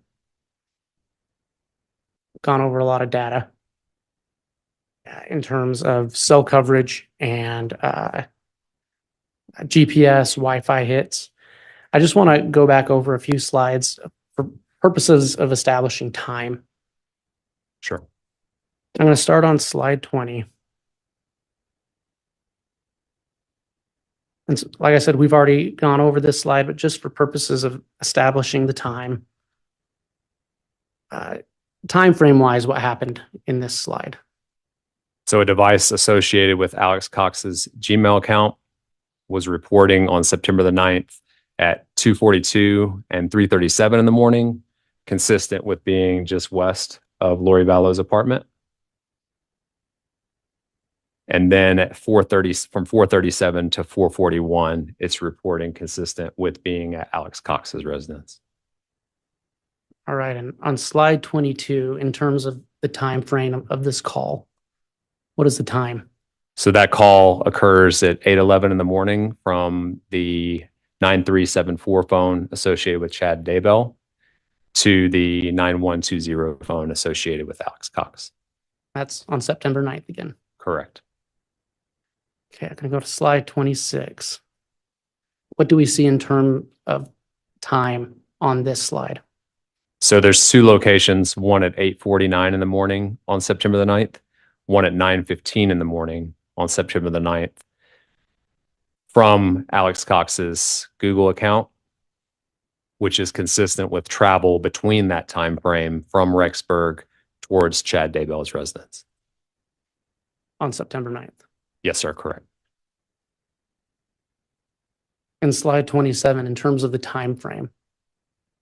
So that's looking at between 9:21 in the morning and 10:57 in the morning on September the 9th. A device associated with Alex Cox's Google account reporting to be in and around Chad Daybell's property. And slide 31. Showing on September the 9th from 11:42 to 11:45, Google location information associated with Alex Cox, consistent with leaving the Daybell property going south, north initially and then south. And in terms of September 23rd, go to slide 45. What are we seeing in terms of time frame? We're seeing on September the 23rd at 9:25 in the morning, the 9374 phone associated with Chad Daybell is calling the 9120 phone associated with Alex Cox. And skipping to slide 49. In terms of time frame, what do we see? Between 9:45 and 9:49, Google location history associated with Alex Cox, consistent with traveling north away from Alex Cox's residence, north on 20. And slide 50 in terms of time frame. Looking at September 23rd between 9:55 and 10:12 in the morning, a device associated with Alex Cox's Google location is indicating being in the area of the Chad Daybell property and the backyard. Then just one more. In terms of time frame, slide 55. Showing Google location history associated with Alex Cox's account, indicating that The device is at 1012 in the area of the Chad Daybell property. And then by 1020 is down towards Rexburg, indicating or consistent with southbound travel away from the property. Your Honor, at this time, I have no further questions for this witness. All right, thank you, Mr. Wood.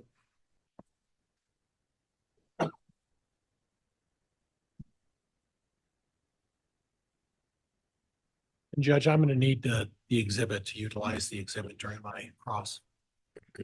Okay, the one we were just publishing from 156. Yes, Judge. Okay. And fair enough, I have a Mr. copy. Wood. Mr. Wood, if we could just have the exhibit from the bailiff brought to Mr. Pryor, please. It's here on the table. Thank you.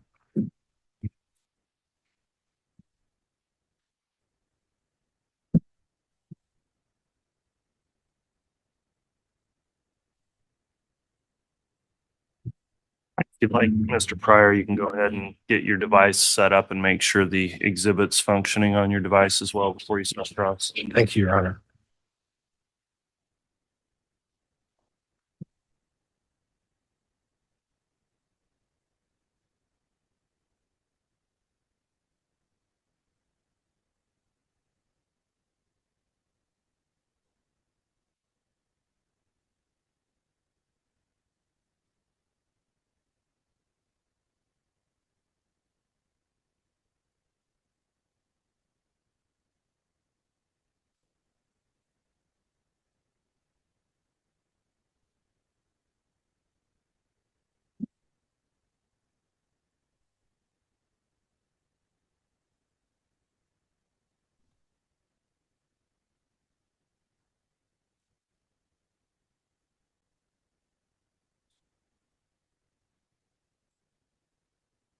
Good morning, Agent. Good morning, sir.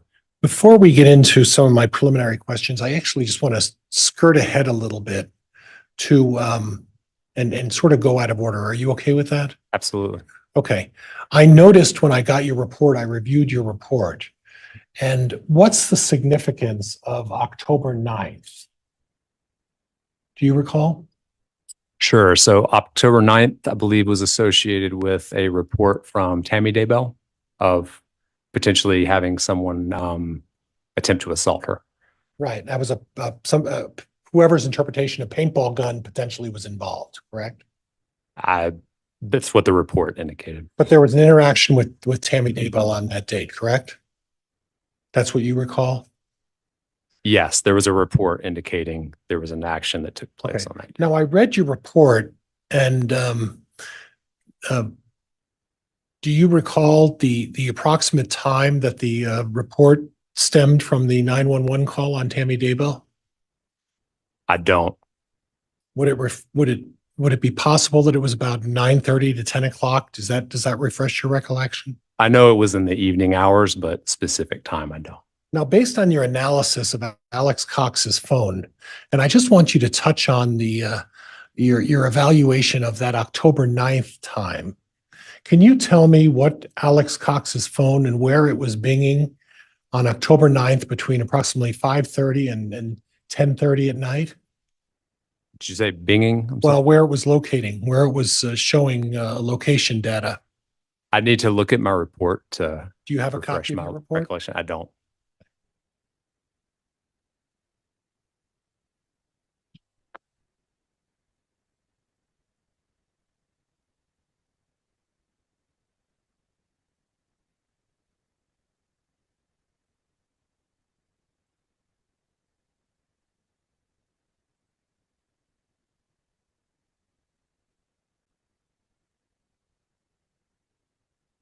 Judge, could I publish this?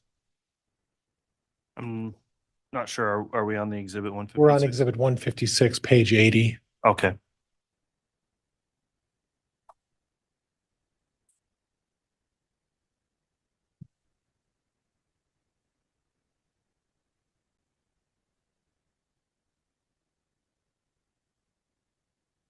Are you able to see that, Agent?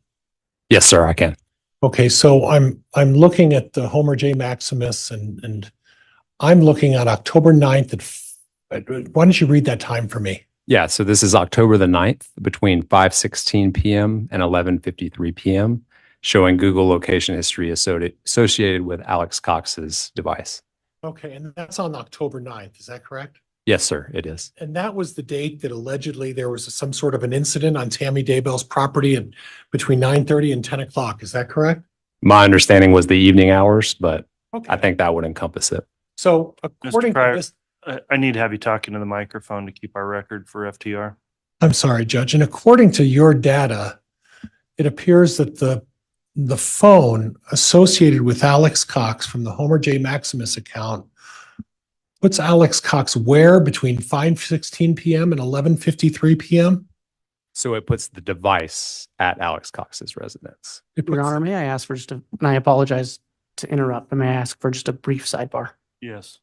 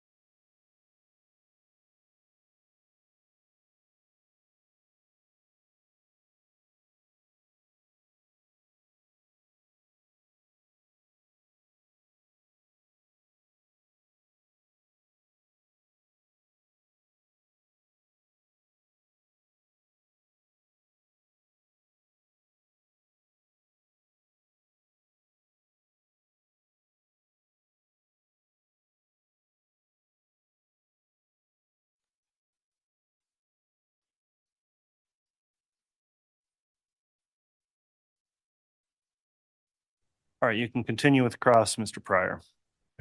So again, officer, and the display is not up anymore, I guess. We're looking at 5:16 PM to Hold on. 11. Let's get that up. Sorry to interrupt, Mr. Pryor. We'll make okay. sure we got the, okay. So Alex Cox's phone, and tell me, what is the proper term? It's showing a location data on October 9th between 5:16 PM and 11:53 PM. Is that what that reads? Yes, correct. And that's on October 9th, right? Yes, sir. Okay. Now, and we can take that down, Judge.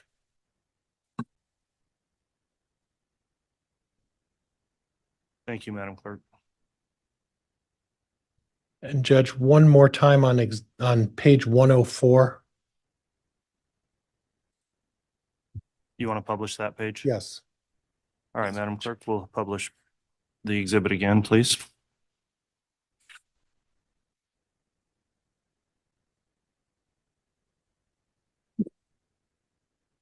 So other than the references to September 9th and September 23rd, correct? There were 5 other times that you put Alex Cox at or near the Chad Daybell property. Is that correct? So there were 5 other occasions where a device associated with Alex Cox reported. Alex Cox's device. Correct. And those would have been August 7th. Correct. And that was for about 11 minutes, right? Yes, sir. And then August 24th for 8 minutes. Yes, sir. September 6th, 3 days before the 9th, and he was there for about 10 minutes, right? 9 minutes, sir. 9 minutes. I'm sorry. My math is probably not as good as yours. September 25th,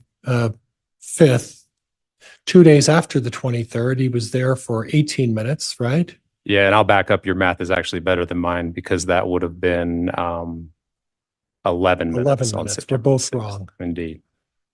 And then October 15th. So now, when I read your report, your contact was limited to 100 meters. Is that correct? Yeah, my analysis was based on margins of error that were less, 100 meters or less, 300 feet.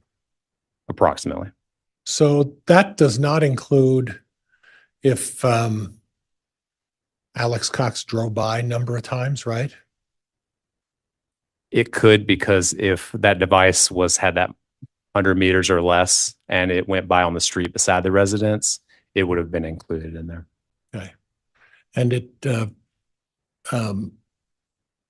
but if he was he was more than 100 meters away, it doesn't include these figures aren't included in that. Is that correct?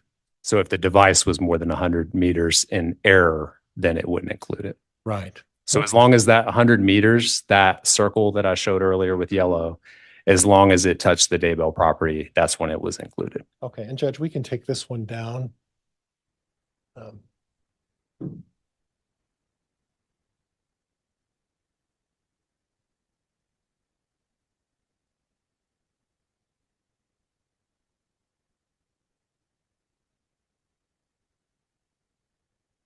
Now, I want to go back to just to clarify a couple of things in terms of explanations. Go ahead. I'll wait for you. Sure, you're good. Oh, do you need some water? You're good. Okay. What's the difference between a tower and a cell site? So if you get into the specifics, the cell site in the industry is more or less used for the tower and sector, whereas the tower would just include the tower itself. Okay. So your presentation deals with tower coverage, is that correct? Correct. And the tower is basically where the antenna is on the top of whatever the structure is. Is that fair? Correct. Okay. A cell site is how they actually create the coverage. Is that fair? So if you're looking at the cell site, the specific antenna that are on top of the tower and the direction that they face, that's usually termed to be the cell site of what it provides coverage for. So we're not really talking about tower coverage. We're talking about cell site coverage, aren't we? The tower coverage would include all the sectors, whereas a cell site would be specific to a sector. Okay. Okay. And the importance of how an antenna is located plays into how these figures are calculated. Would that be fair? Correct. So for instance, if an antenna is a little pointed down or pointed up, that will manipulate and have an impact on what the readings that you're getting. Would you agree with that? It would impact the coverage based on which direction antennas are facing. And when we're talking about coverage, we're talking about with what you're talking about with coverage, we're talking about where an area of a cell phone company is providing service. Would that be fair? Correct. You never use these coverage towers to actually locate where a phone is. Isn't that true? No, I definitely would use coverage maps to locate where a phone is and Okay. have in the past. So when did you do the drive test? On what day?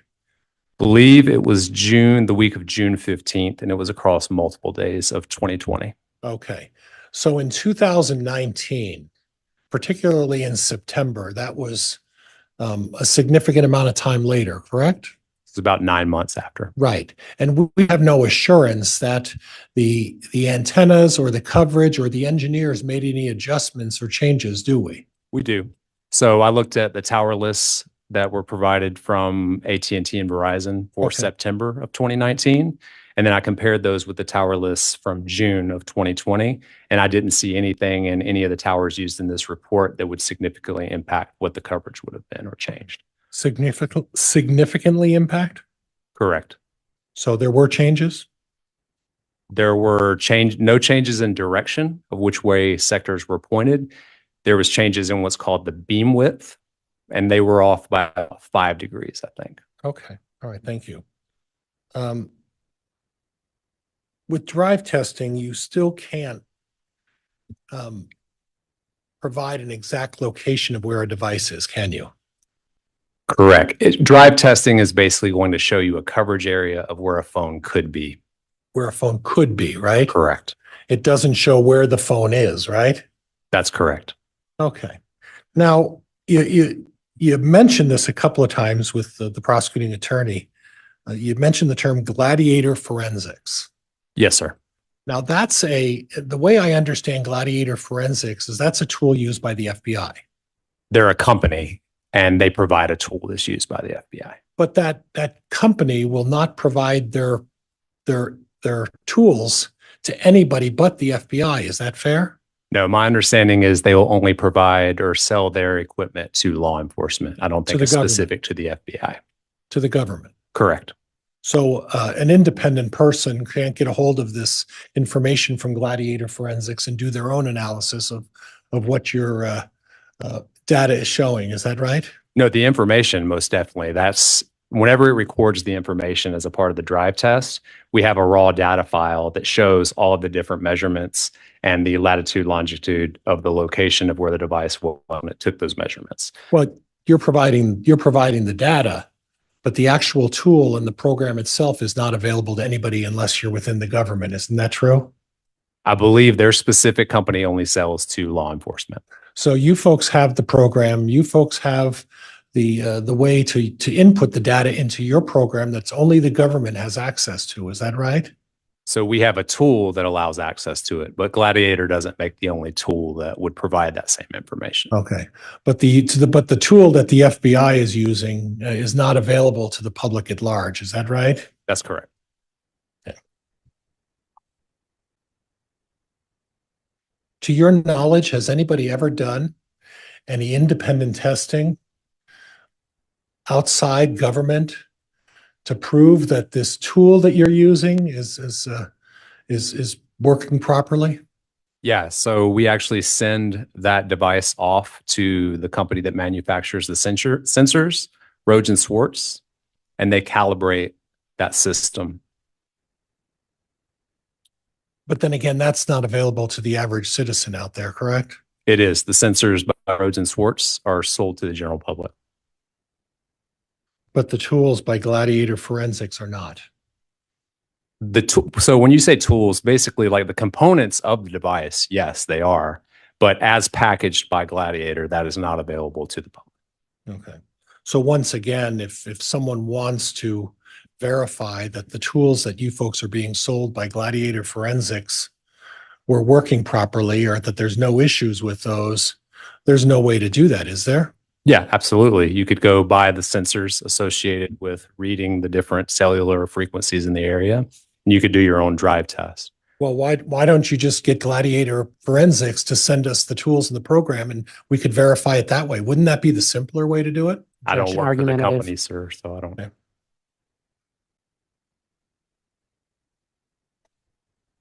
I said objection argumentative. Well, it came and went quickly. Mr. Pryor and Mr. Balance, please don't talk at the same time as each other. Now, the most accurate location data would actually come from the device itself. Would that be fair? Can you clarify what you mean? If you were looking at location data for a device, the best way to determine the location data is to actually have the device itself, right? I would say it could aid, but I wouldn't necessarily say it would be the best because it depends on the settings of the actual device. Okay.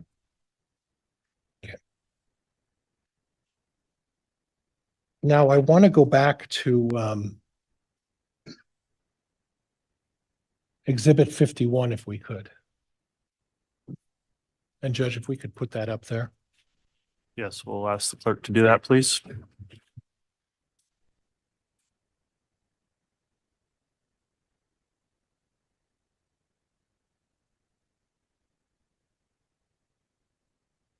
Right. Now, with a pointer, you have some marks there and it's showing a pond. Is that right?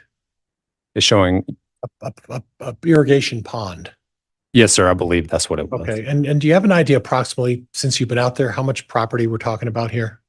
So if you are able to zoom out, it does have a scale on the bottom right, and that'll help. And that I can't do. Okay. So in what I'm looking at on the map, there's a road that runs, I believe, north and south. Is that right? Talking there. about this here, sir? Yep.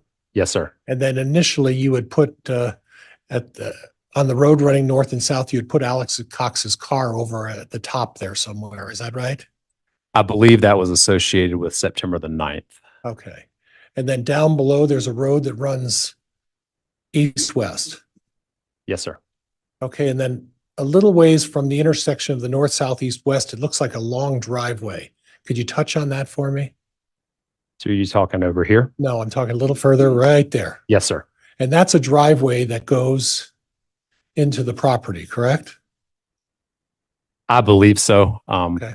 It's been a while since I've been at the property. Okay. And then can you point where the location of the fire pit is? So I believe it was somewhere in this area here. Okay. And there's some sort of a green tree or a tree that's throwing some shade down there next to something brown, right? Are you talking about here? Up to the right there. Okay. And that's a tree or some shade of some kind, correct? It's something I can't remember Okay. from my time at the property. Okay. All right, Judge, that's good for now.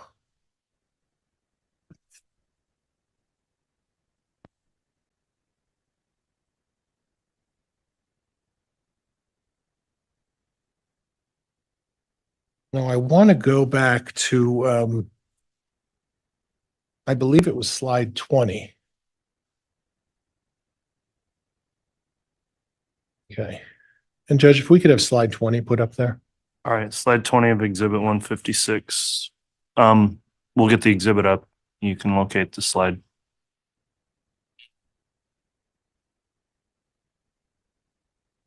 So on this particular slide, I noticed that the blue box on the right-hand side says something does not include. Would you read that for me? Sure.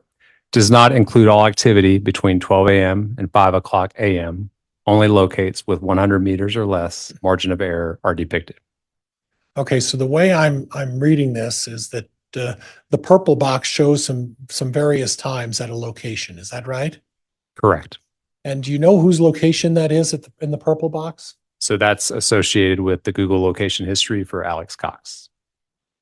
Okay, and where is the location specifically? So the ones that I believe you're referring to here on the left side. The purple ones, yeah. So that's at 2:42 in the morning and 3:37 in the morning, just west of Lori Vallow's apartment. So they're at or near Lori Vallow's apartment at those times, right? The device is reporting just west of Lori Vallow's apartment at that Okay, time. and again, the times are what? At 2:42 in the morning and then 3:37 in the morning. And the margin of error on that is what? 4 meters 12 feet. approximately. So close to or in close proximity of Lori Vallow's apartment at that time in the morning, correct? Yes, sir. Now,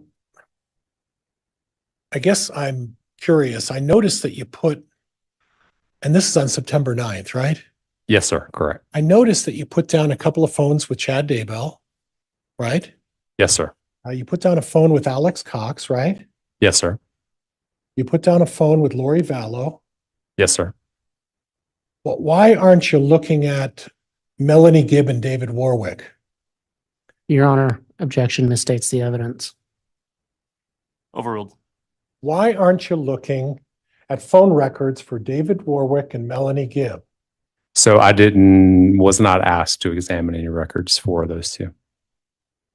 Nobody asked you, no one provided that information to you?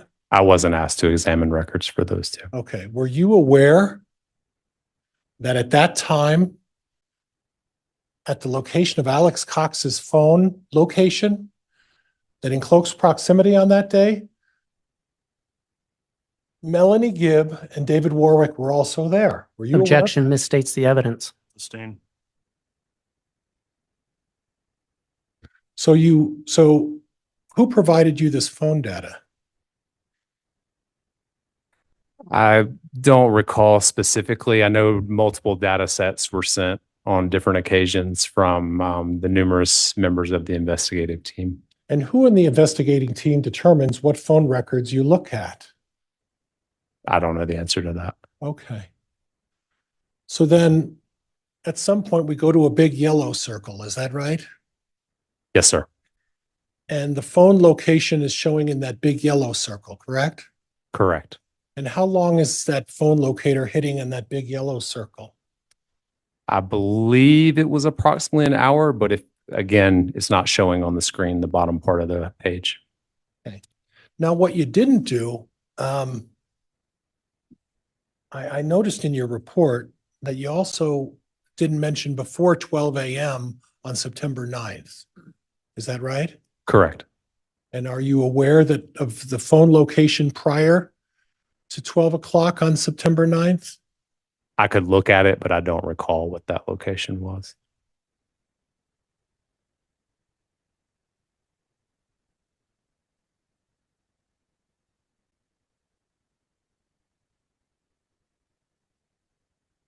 Now, you didn't have, oops, I'm sorry, Judge, I bumped that and we can take that down.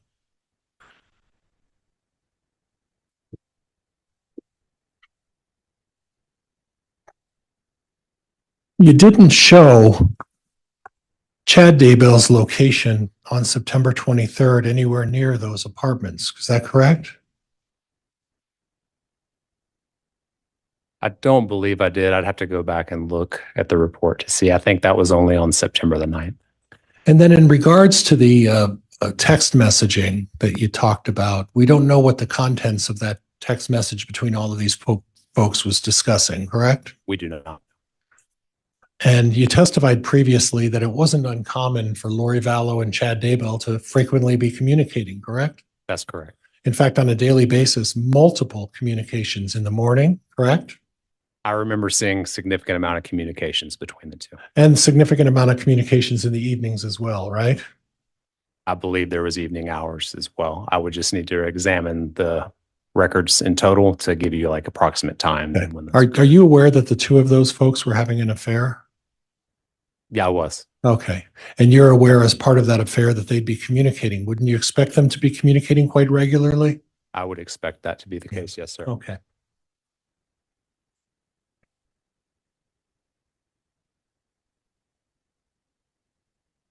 On those days that you talked about with Alex Cox being at the property on September 6th, September 25th, October 15th, did you happen to notice where Chad Daybell was on those days? I don't recall looking Okay. at that information. You didn't look into that, right? I don't recall looking into that. No. Okay. All right. Judge, I don't have anything else. Thank you. All right, that concludes the cross-examination then. Mr. Wood, if you'd like to have redirect, you may. Just briefly. All right.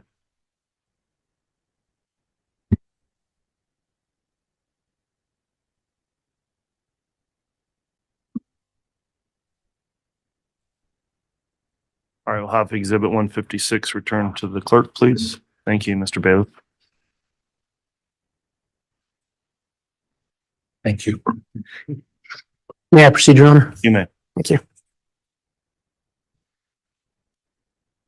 Agent, you were asked by defense counsel about your margin of error. Yes, sir. I was. And I think we kind of went over that a little bit earlier, but can you again describe for the jury why you used 100 meters margin of error? Sure. So typically with Google locations, like I mentioned, you can see margin of error all the way from 3 meters all the way up to thousands of meters. And so if there's a specific date and time that I'm looking at, I find it to be much more precise to look at those 100 meters or less, because it gives me a good indicator of where that phone was at that particular time. Now, with that, it's reporting from a cell phone. So when you start getting into larger margin of error, I also have records associated with that phone that can aid in mapping where that phone was as well. So again, it's just a matter of being as precise as possible whenever I'm conducting analysis. So if you increase that margin of error, you're is that literally increasing the geographical leading. location? Excuse me, what was that? Objection leading. Sustained. Okay. When you increase the margin of error, what does that do to your possible results? So the yellow circles that you saw, basically any margin of error that you see, that circle is going to correspond with it. So the larger margin of error, the more geographical area that locate is going to provide or show on the map. And so what could that potentially change results? It would definitely change the results from the standpoint of whenever I'm looking at any time a Google location was in the vicinity of the Daybell property, because if you increased that margin of error, it would make circles that otherwise would not have shown being at that location.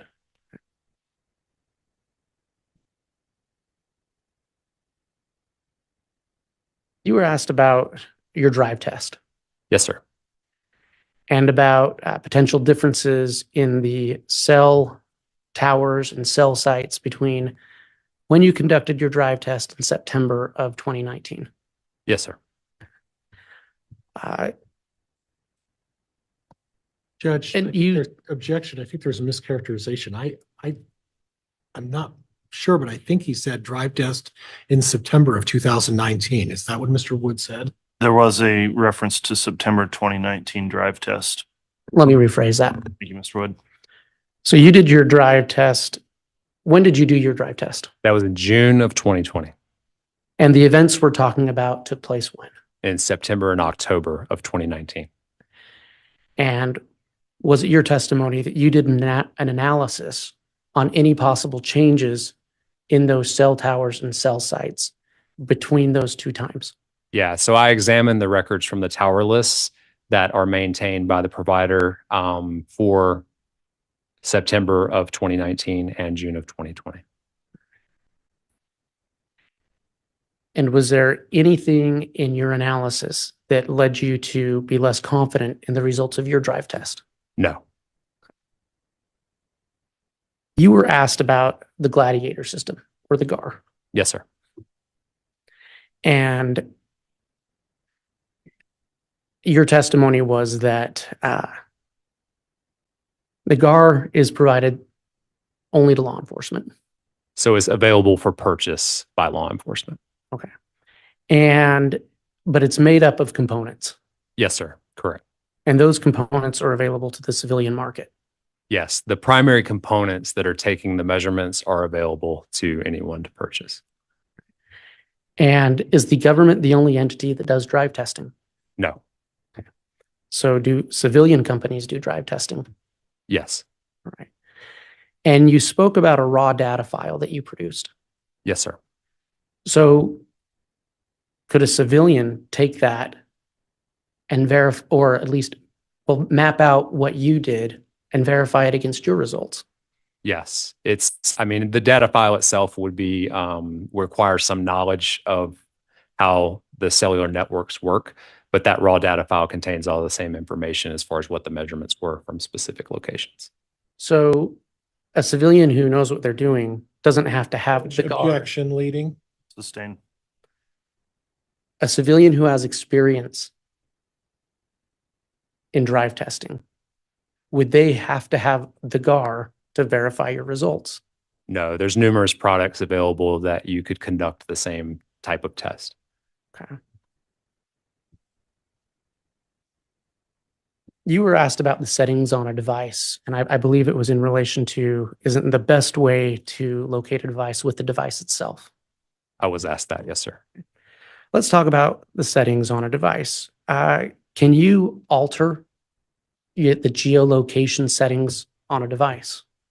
So on a device, there's multiple ways that location information could be stored. And as a user, you do have the ability to make changes as far as what is potentially stored on your device. But there's so many different types of cell phones that it's very dependent on what specifically phone we're speaking about. But just to be clear, it is possible to opt out of certain geolocation services. Yes, it is. You testified earlier that you've been a part of multiple investigations, Yes, sir. That's correct. and are multiple of those investigations, do those include criminal activity? They do. Is it common for people involved in criminal activity to Judge, opt out? objection calls for speculation. I think I've laid the proper foundation. Well, I'll listen to the question. Mr. Wood, you can finish the question. I'll make a ruling.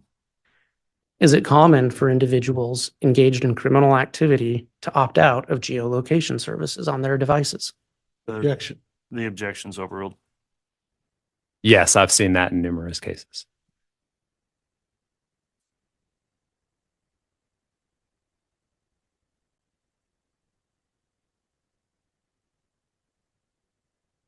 Your Honor, I have no further questions today. I would note that we do intend to bring Agent Balance back.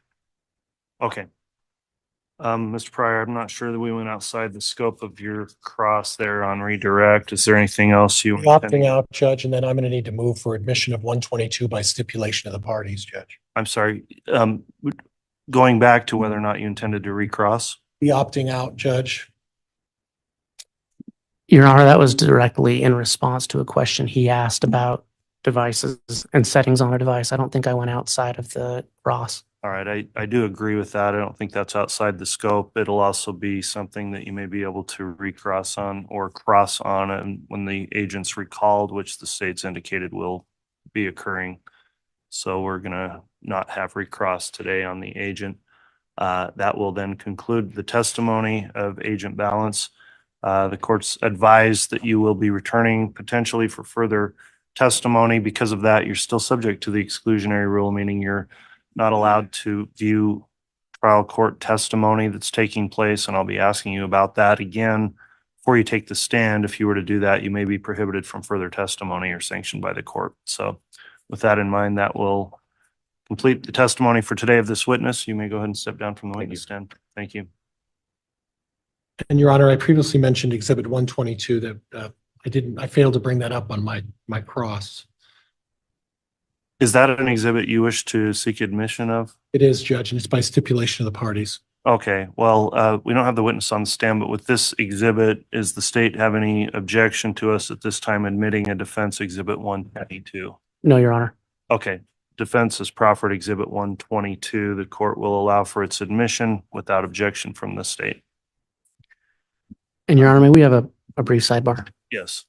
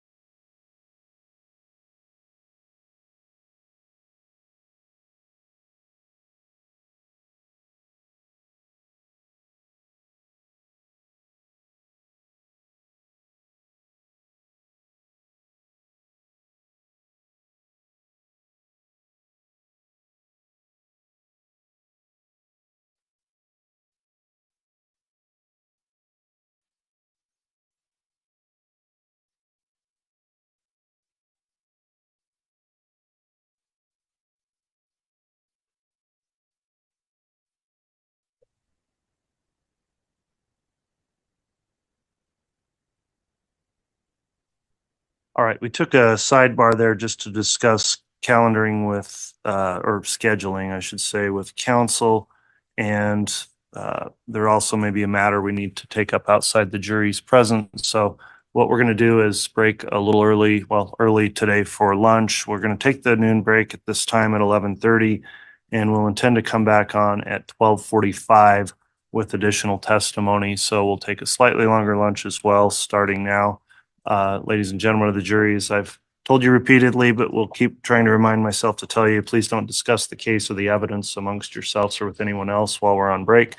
We'll return back at 12:45 for additional testimony from a new witness from the state, and we'll be in recess till then.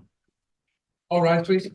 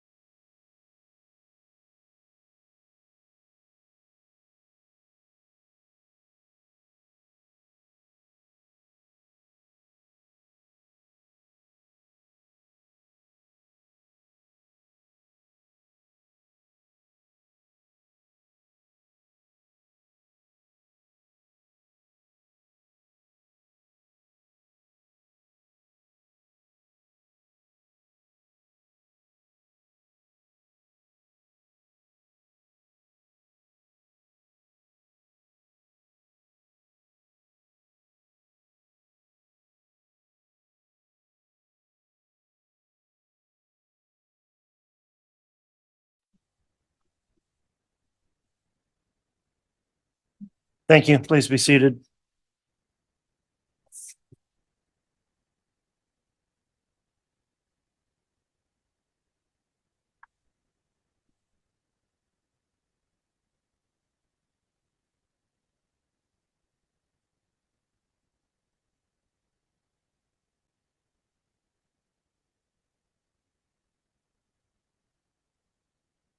Okay, we're back on the record on CR 22-21-1623, State of Idaho versus Chad Guy Daybell. We just concluded our lunch recess, and I believe we're ready to have the jurors return for another witness. Is the state ready to proceed?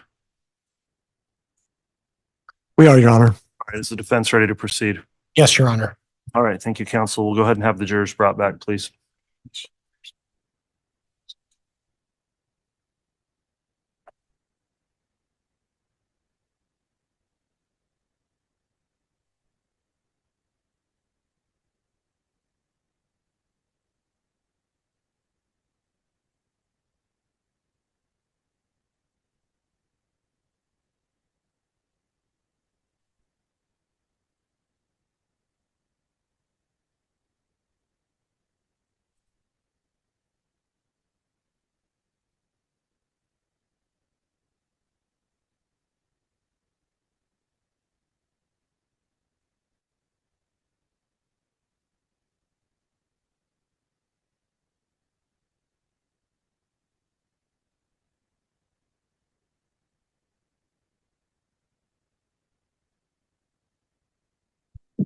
All right, please.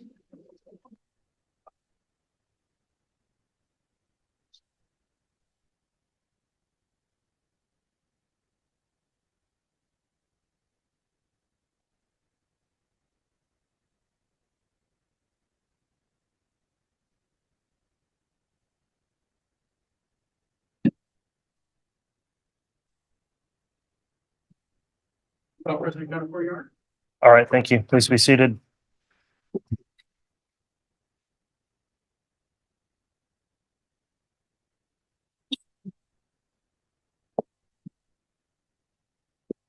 Okay, we're back on the record. The state can call its next witness.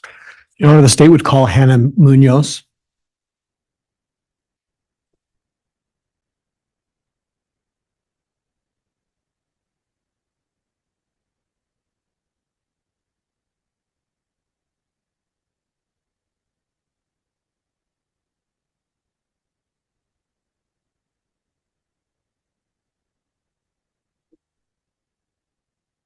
Promise, swear or affirm the testimony you're about to give will be the truth, the whole truth, and nothing but the truth.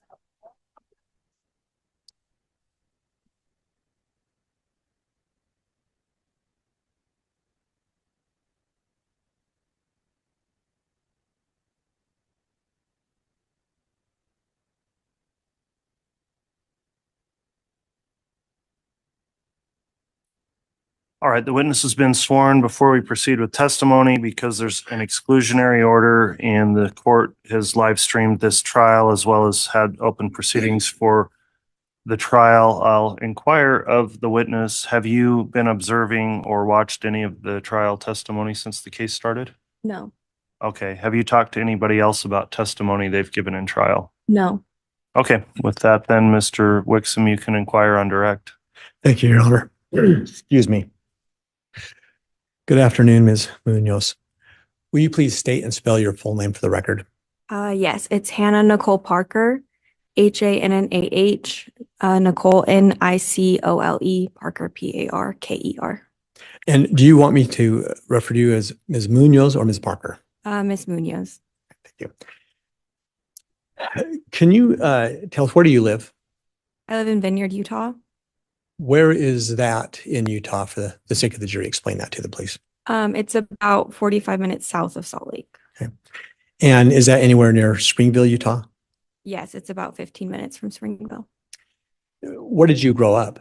I grew up in Springville. And what do you do for work? Wixom, I apologize. Could I have you kind of pull the mic down and just talk right into it? It doesn't pick up very well unless you talk Yes. into it. Thank you. What do you do for work? I'm a freelance photographer. Are you related to Tammy Daybell? Yes. How are you related to her? She's my mom's cousin, so my second cousin. Would that be your mom's first cousin? Yes. I want to draw your attention back to October 19th of 2019. Did you that day learn of Tammy's passing? Yes. How did you learn about it? I was with my mom and she received a phone call and then told me about it after. What was your reaction to hearing that she'd passed? I was very saddened by the news, and very confused and just overall very sad. I'd like to back up a little bit. Can you explain to the jury how often, if at all, did you have contact with Tammy during your childhood? I didn't know Tammy super well. Like we saw her at family events, but I was younger, so I was like playing with her kids. But yeah, we would see them at family activities. So you learned of her passing. Did you have occasion to attend her funeral? Yes, I did. The best you can recall, when was her funeral relative to her passing? It was a week after her passing-ish. You think? Okay. Yeah. Did you also attend a viewing? Yes, I did. And where was the viewing at? It was at a church house in Springville. Is that the same place the funeral was held? Yes. When you went to the viewing, did you go by yourself or did you go with anybody else? I went with my sister and then I met family at the viewing. What other family did you meet at the viewing? I had my grandparents there, some aunts and uncles, and then my mom and dad came later. Did you have the opportunity while at that viewing to go through the viewing line? Yes, I did. How many times do you recall going through it that night? I went through twice. Who did you go through with the first time? I went through with my dad, Lindsay Parker, first. And do you recall, was Chad Daybell in the viewing line? Yes. Relative to where Chad was, were there any of the Daybell children that were also in the line? Yes. Where were they at relative to where Chad was at in the line? Chad was first in line, and then there was the casket, so he was at the head, and then the kids were at her feet, about 6 feet away from Chad. Based on your own perception, do you think that any conversation that you may have had with Chad in that moment would have been heard or been able to have been heard by the children? No. So when you were in the line with your dad, did the two of you have a conversation with Mr. Daybell? Yes. And can you explain to the jury the nature of that conversation? Yeah. So my dad asked him what had happened, that said that he was confused. Judge, I'm going to object. There's levels of hearsay here. Well, Mr. Wexham, if they're soliciting comments of the defendant, would be an exception. If they're comments of the father, it would be hearsay. So I'm not sure where the witness is going with this. Maybe you can direct the witness to avoid that hearsay. I will, Your Honor. Thank you. So I'm just in context of what Chad may have said in that conversation, can you explain to the jury what you first remember him saying about anything? Yeah, he said that Tammy had been sick that day. He said that she had been vomiting and coughing. And then around 10 p.m., she had vomited again and then came to his office and said that she was feeling a little bit better. And he said that she was going to bed and that he stayed in his office working. And then around 1 a.m., he went upstairs and found Tammy on the floor. And he said that she had rolled out of the bed and was on the floor and that he found her cold and already passed. So that was a lot of information. Just for clarity, I'm going to ask some follow-up. So when you said he described this, was he talking about the night that she passed? Yes. Okay. I think you said that she came to him at 10 o'clock. Is that right? Yes. What time do you remember, if at all, that he said that Tammy went to bed that night? He said Tammy went to bed around 10. And what time was it that you said he finally went to bed himself? Around 1 a.m. And when was it that he said that he found Tammy on the floor, passed away? Around 1 a.m. So he was Is there any question in your mind that that's precisely what he said? No. During that interaction with him, did you observe anything about his tone or demeanor? Yes. What did you notice? I noticed that he seemed calmer than I would have expected, and that he would get emotional only when my dad would get emotional and then would stop, like once my dad stopped crying. Why did that stand out to you? It stood out to me because I would have expected someone who just lost their partner to be a little more distraught. And he seemed calmer than I would have expected him to be. And in fact, are you married? Yes. Now, later that evening, you said, I think earlier, that you'd also went through the line with your mother. Yes. About how long after the time you went through with your dad did you also go through the line with your mother? About 2 hours. Could you please just explain to the jury your experience when you went through the line with your mother? Yes. So they were talking and Chad was telling us what happened. And he said that she had been coughing that day, and that she'd been coughing pretty violently. So he was worried about her.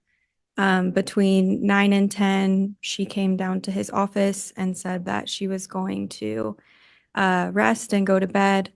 He said that he was worried about her, so he went to bed at the same time. And then at around midnight, he woke up to her rolling out of bed and hitting the floor. He said that he went to check on her and had found that she had passed. What was your immediate reaction when you heard that account of things? I was confused at first. Why? Because it was inconsistent with what I had heard earlier that evening. Did you say anything at that time? No, Did you ask Chad any questions about the explanations at that time? no. Why not?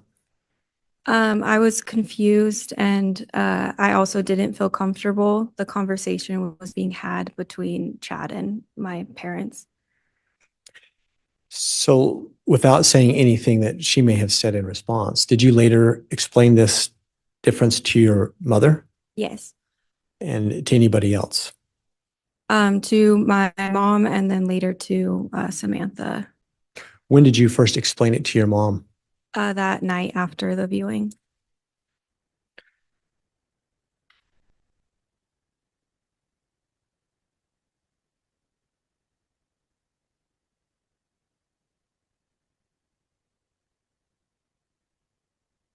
No, I don't have any more questions for this witness at this time.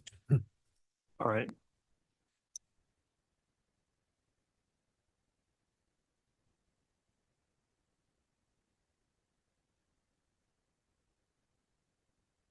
Cross-examination, Mr. Pryor. Yep. Good afternoon. Ma'am, this information, did you ever give a report to law enforcement? Yes. When did you do that? In August of 2020. Have you spoken to anybody else since August of 2020 about this in terms of law enforcement? I've met with investigators a few times, How many times? twice. Okay. Do you recall when those were? I don't. Okay. Did you talk to the prosecuting attorney before you decided to testify today? Yes. Okay. When did you meet with the prosecuting attorney? I met with him once about a month ago, and then this morning, And which prosecutor did you meet with? Rocky, Rocky. Do you know Rocky? outside of court proceedings, no. Okay.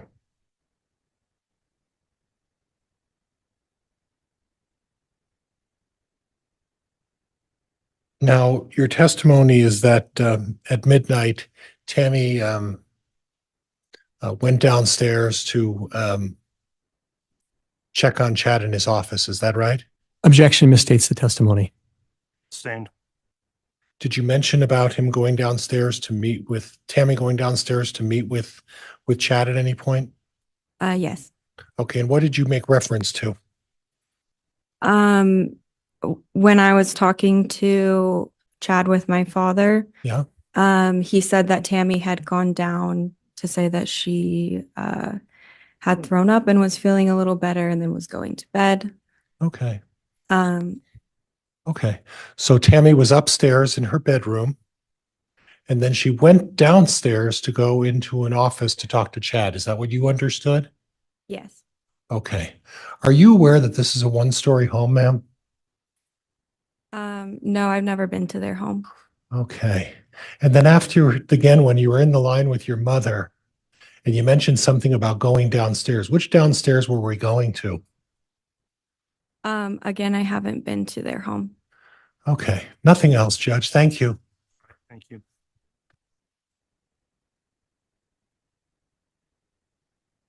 Any redirect?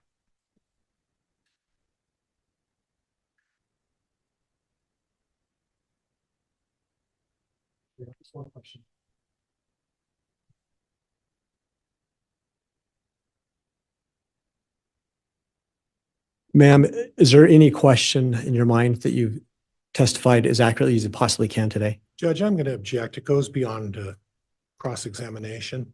Well, I'll sustain. I think that's actually an improper question. You can ask a different question if you like, Mr. Wixom.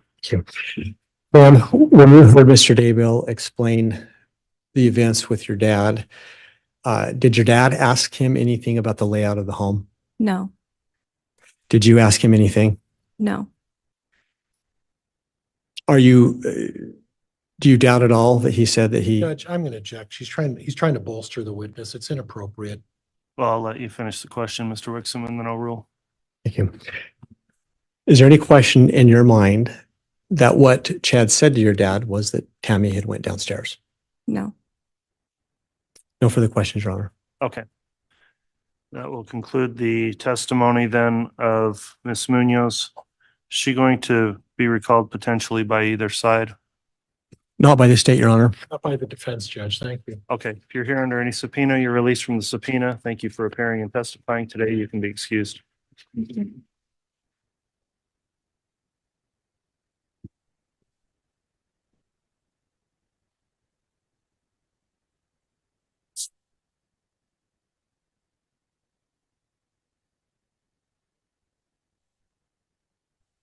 All right, the state can call its next witness.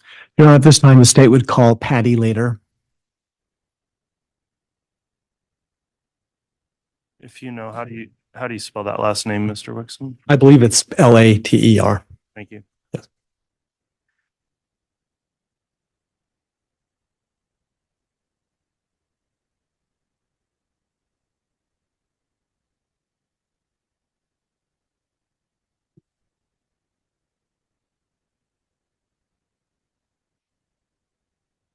Solemnly swear or affirm the testimony you're about to give will be the truth, the whole truth, and nothing but the truth, so help you God. Thank you.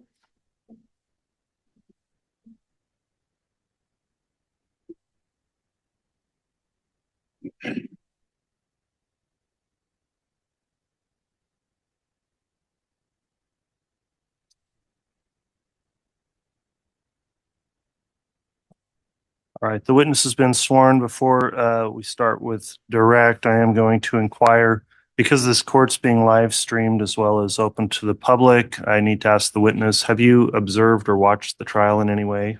No. Okay, have you discussed anybody else's testimony with them that they've given at trial? No. Okay, thanks for your responses, Mr. Wixom. You can inquire. Thank you, Your Honor. Ma'am, will you please state your full name and spell it for the record? It's Patricia Later, Patricia, Later, Later. Thank you. And ma'am, where do you live? I live in Spanish Fork, Utah, Where is that relative to Springville, Utah? just south of it. Have you ever lived in Springville, Utah? Yes, for many years. Which years did you live there? From,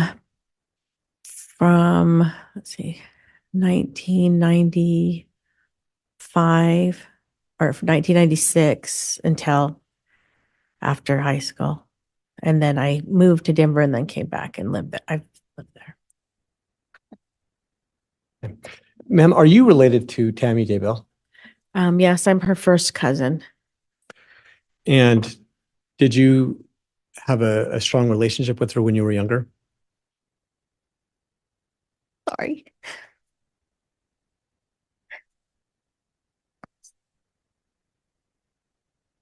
I did.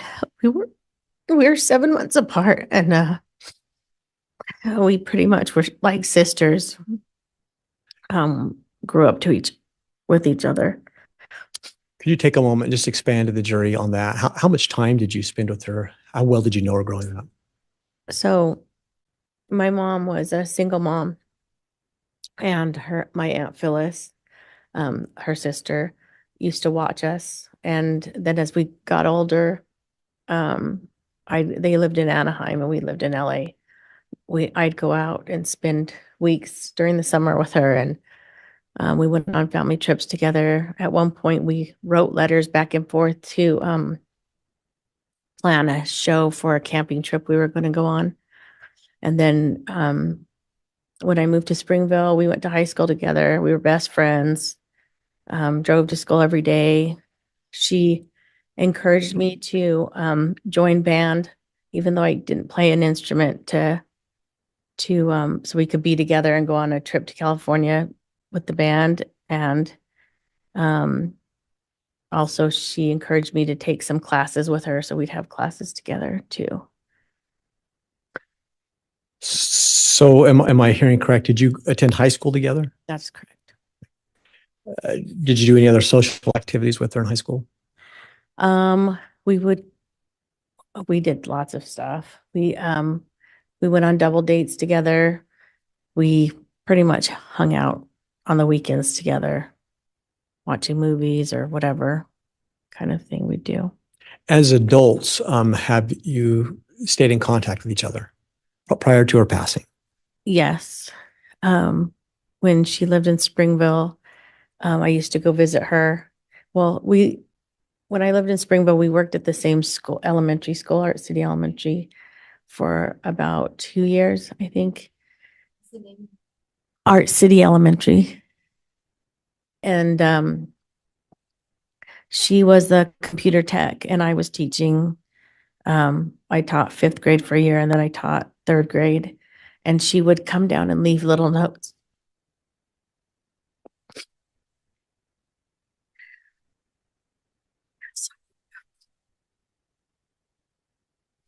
She would leave little notes for me with like inside jokes. I still have one in my nightstand.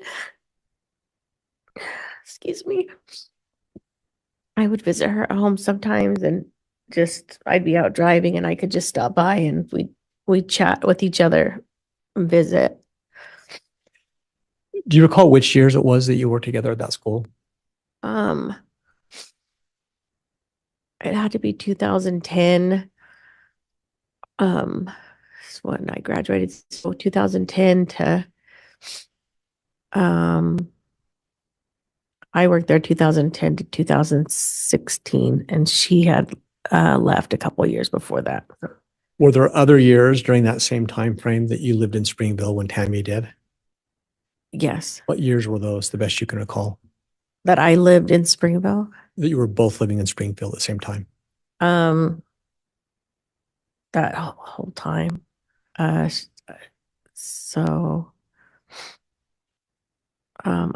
can't recall what year she moved to Utah or to Idaho. Sorry. Okay. After she moved to Idaho, how often did you have contact with her? At first it was like every couple of weeks, and then it kind of went down to a month. I don't know, we didn't talk as much anymore.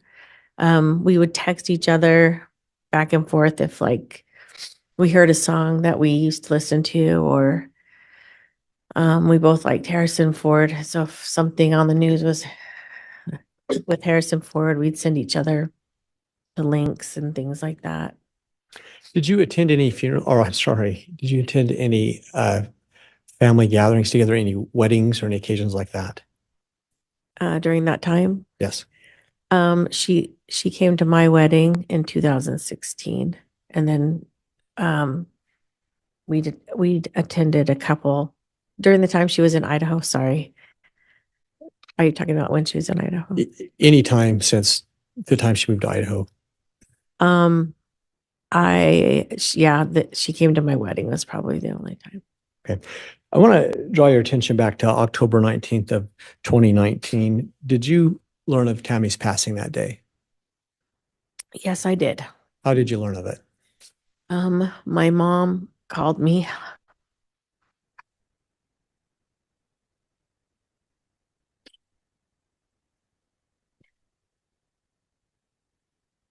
My mom called me on the phone, and she was crying hysterically and told me Tammy passed. And it didn't register who she said because it didn't make sense that my cousin Tammy had passed. So I said, who passed, Mom? And she said Tammy, and I still didn't make sense. And I said, who are you saying? And she said, Phyllis, my Aunt Phyllis called and told me that Tammy passed. Why was that confusing to you?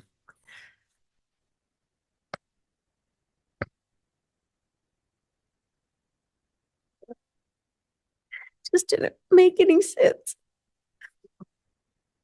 Why not? She was so young and healthy. Did you have the opportunity to attend her funeral and viewing?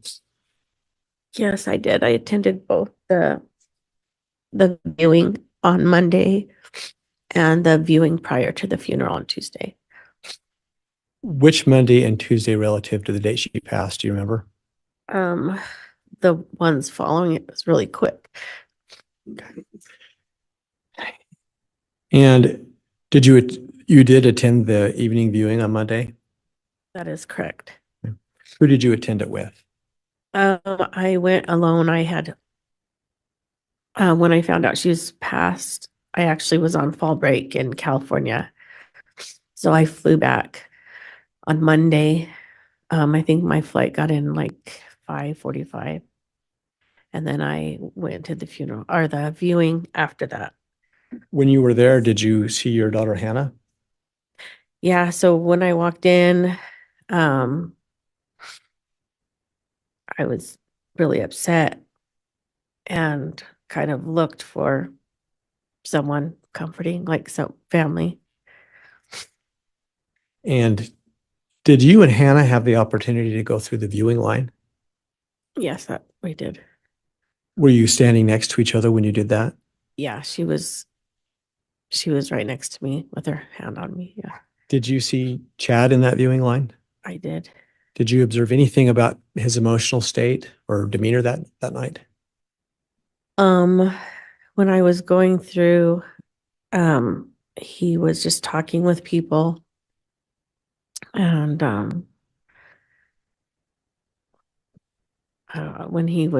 when someone would cry, he would cry, but he was mostly just visiting with whoever was coming up to him. Did anything about the way he was acting strike you as unusual? I felt like he should have been more sad, I guess.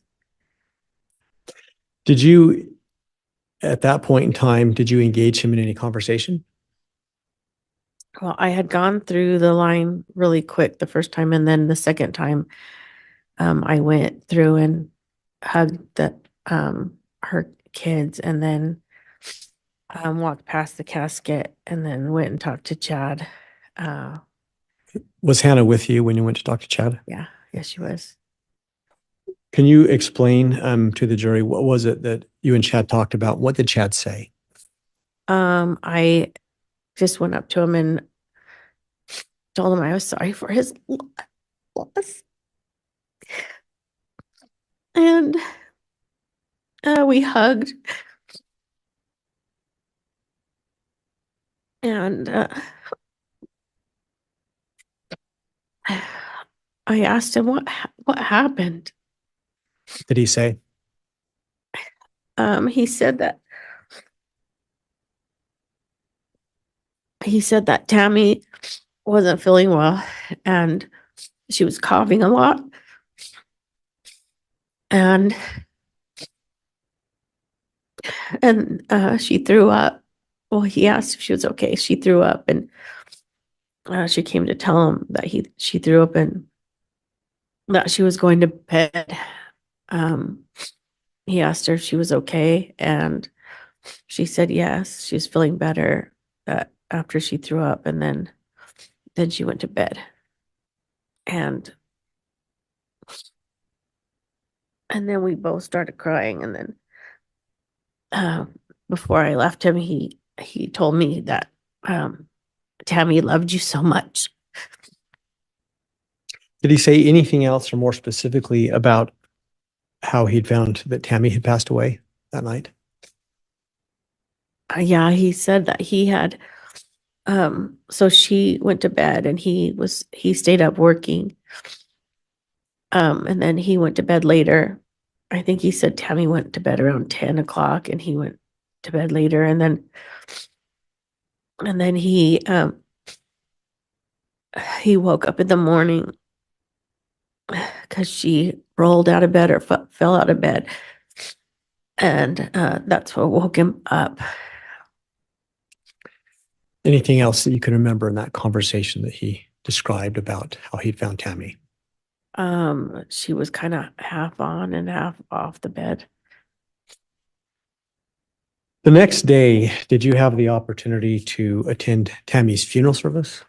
Yes, I did. Was that held at the same place? Yes, yeah, at the church. When you attended the service, did you happen to hear Chad speak? I did. Was there anything about his talk or speak at the funeral service that caused you concern or stuck out to you? Yeah, there was a couple things that he said that I just thought weren't very nice. What were those things? He said that the first thing he said was that she wasn't easy to live with. He said that she was lazy. He said that she had depression, which she did, but to say it out in front of the whole congregation, I thought was,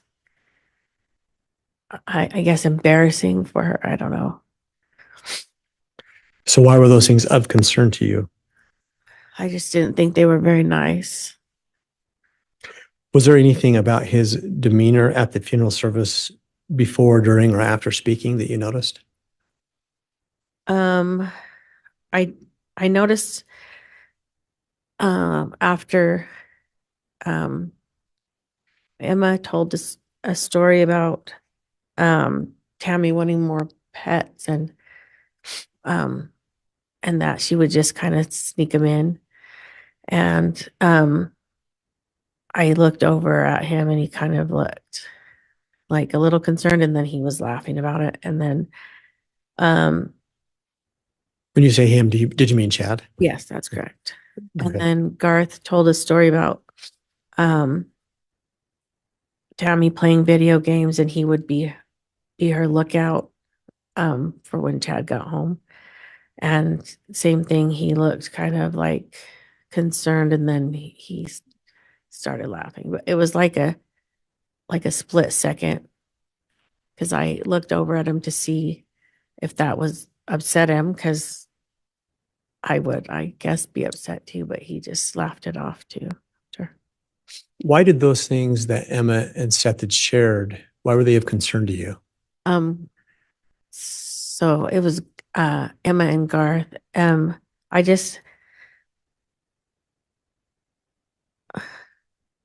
just felt like they had to hide what they were doing. Tammy had to hide what she was doing from Chad. What do you mean by that? Like, to be careful to not get in trouble, I guess. In trouble with who? Chad. Were there occasion when Chad and Tammy lived in Springville that you would go over to visit Tammy at her house? Yes. When you would go visit her, was there anything that you would notice in those interactions that caused you any concern about Chad? Judge, could I have some foundation as to time, date, year? Mr. Wexler. Sure. With respect to that question, can you think of a time that you went to Tammy's house and the best you can recall, let's tell the court and the jury, what year did this happen? So it was the same years that we lived in Springville. 1995 to till the time she moved to Idaho. So is it fair to say that you would visit her often at their home? Yeah, at least once a month, if not more. Were there any particular visits that you had that stand out, that you ever had concerns with Chad's behavior? And I'm asking you to try to recall when these were, if you can. I don't know specific dates, but when I would go visit, normally I just visit when Chad wasn't there, and I would stop by for a quick visit, and then it would end up being hours, and we'd visit about our kids and old memories and whatever. And eventually Chad would get home. He would come in and sit next to her and put his hand on her knee and visit. But I always kind of got a feeling that I needed to go home, like at that time. Did he ever ask you to leave, or No. that was just a feeling? Just a feeling. Was that a consistent thing that would happen when you'd go to her home? Yes. Was there ever anything that you were aware of that you had any tension or relationship issues with Chad that might make him feel that way? No. Your Honor, I don't have any more questions. All right, thanks, Mr. Wexler.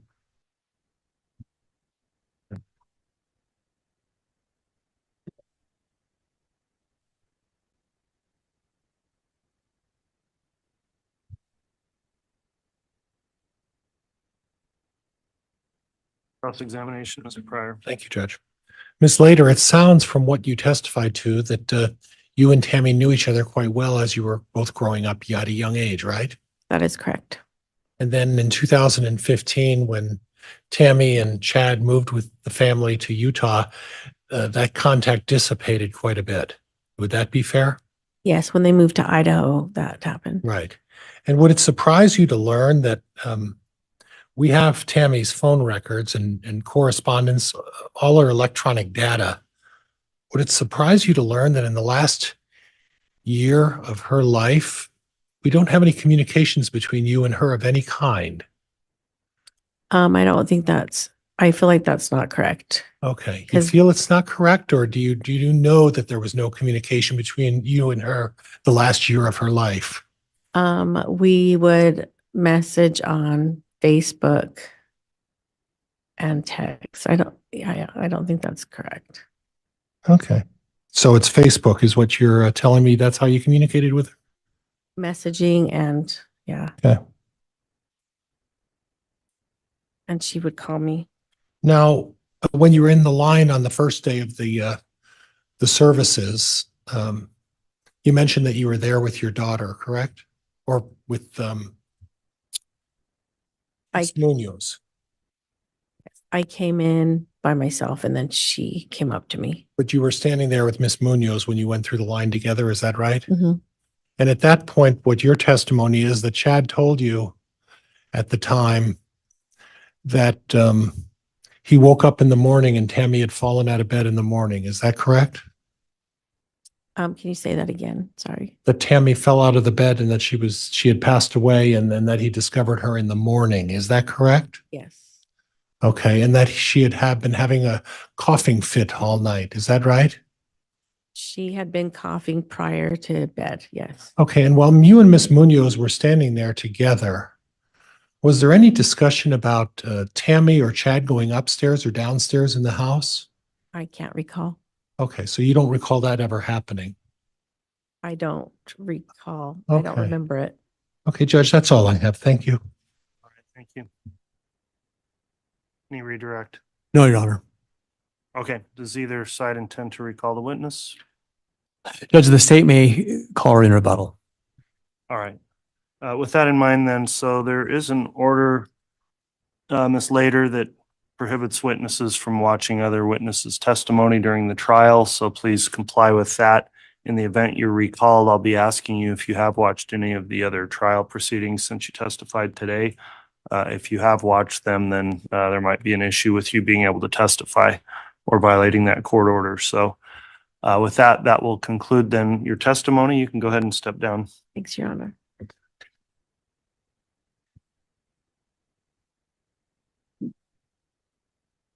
Your Honor, may we approach? Yes.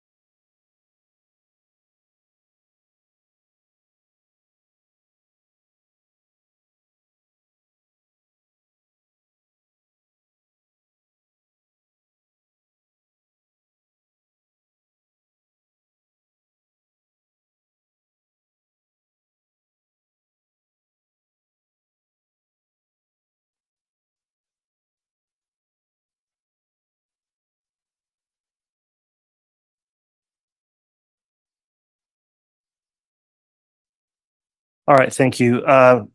Ms. Blake, we had a sidebar there just discussing scheduling and the court's inquiry as to whether or not we're going to have another witness on the stand today. Could you address that, please?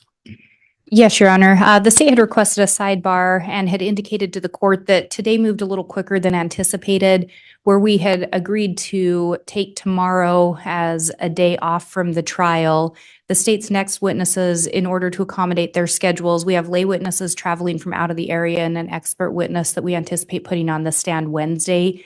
Because of that, and with tomorrow being off, in order to avoid holding witnesses over, we have them prepared to come in Wednesday. We should have the rest of the week filled with witnesses, but given tomorrow being off and just how quickly we moved through things today, we would be requesting to convene today, but reconvene Wednesday morning and then have a full week of witnesses the remainder of the week. All right, we did discuss that in a sidebar with counsel. Mr. Pryor, any other comments to add on our scheduling before I address the jurors? No, Judge. Okay, well, I'll just note it is complicated and complex to schedule for a trial that goes this length and try to anticipate how long or short witnesses may be. So unfortunately, while we certainly got plenty of time to continue on this afternoon, we'll need to break early to accommodate that. I would just ask both the state and the defense to acknowledge how important the jurors' time is and that we keep things moving as quickly and efficiently as we can to get through the trial. But with that, I do understand the complexities of putting all this together. And so if you'll be mindful as possible of that to fill these days to get as much evidence as we can so the trial doesn't extend longer than necessary, the court and I'm sure the jurors would appreciate that. With that in mind, then we are going to conclude for today. We'll be recommencing with more testimony starting Wednesday morning. We will not have court tomorrow.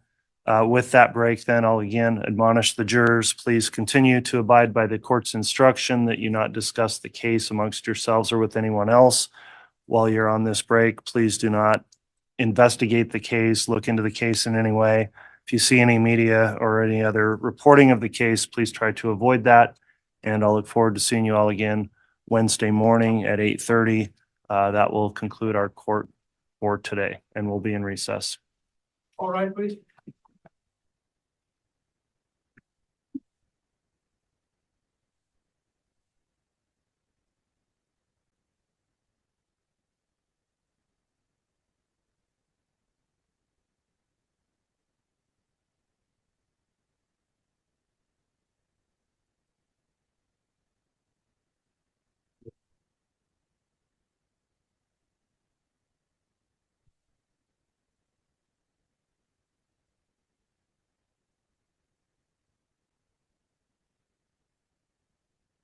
All right, thank you. And thank you everyone today for complying with the court's conduct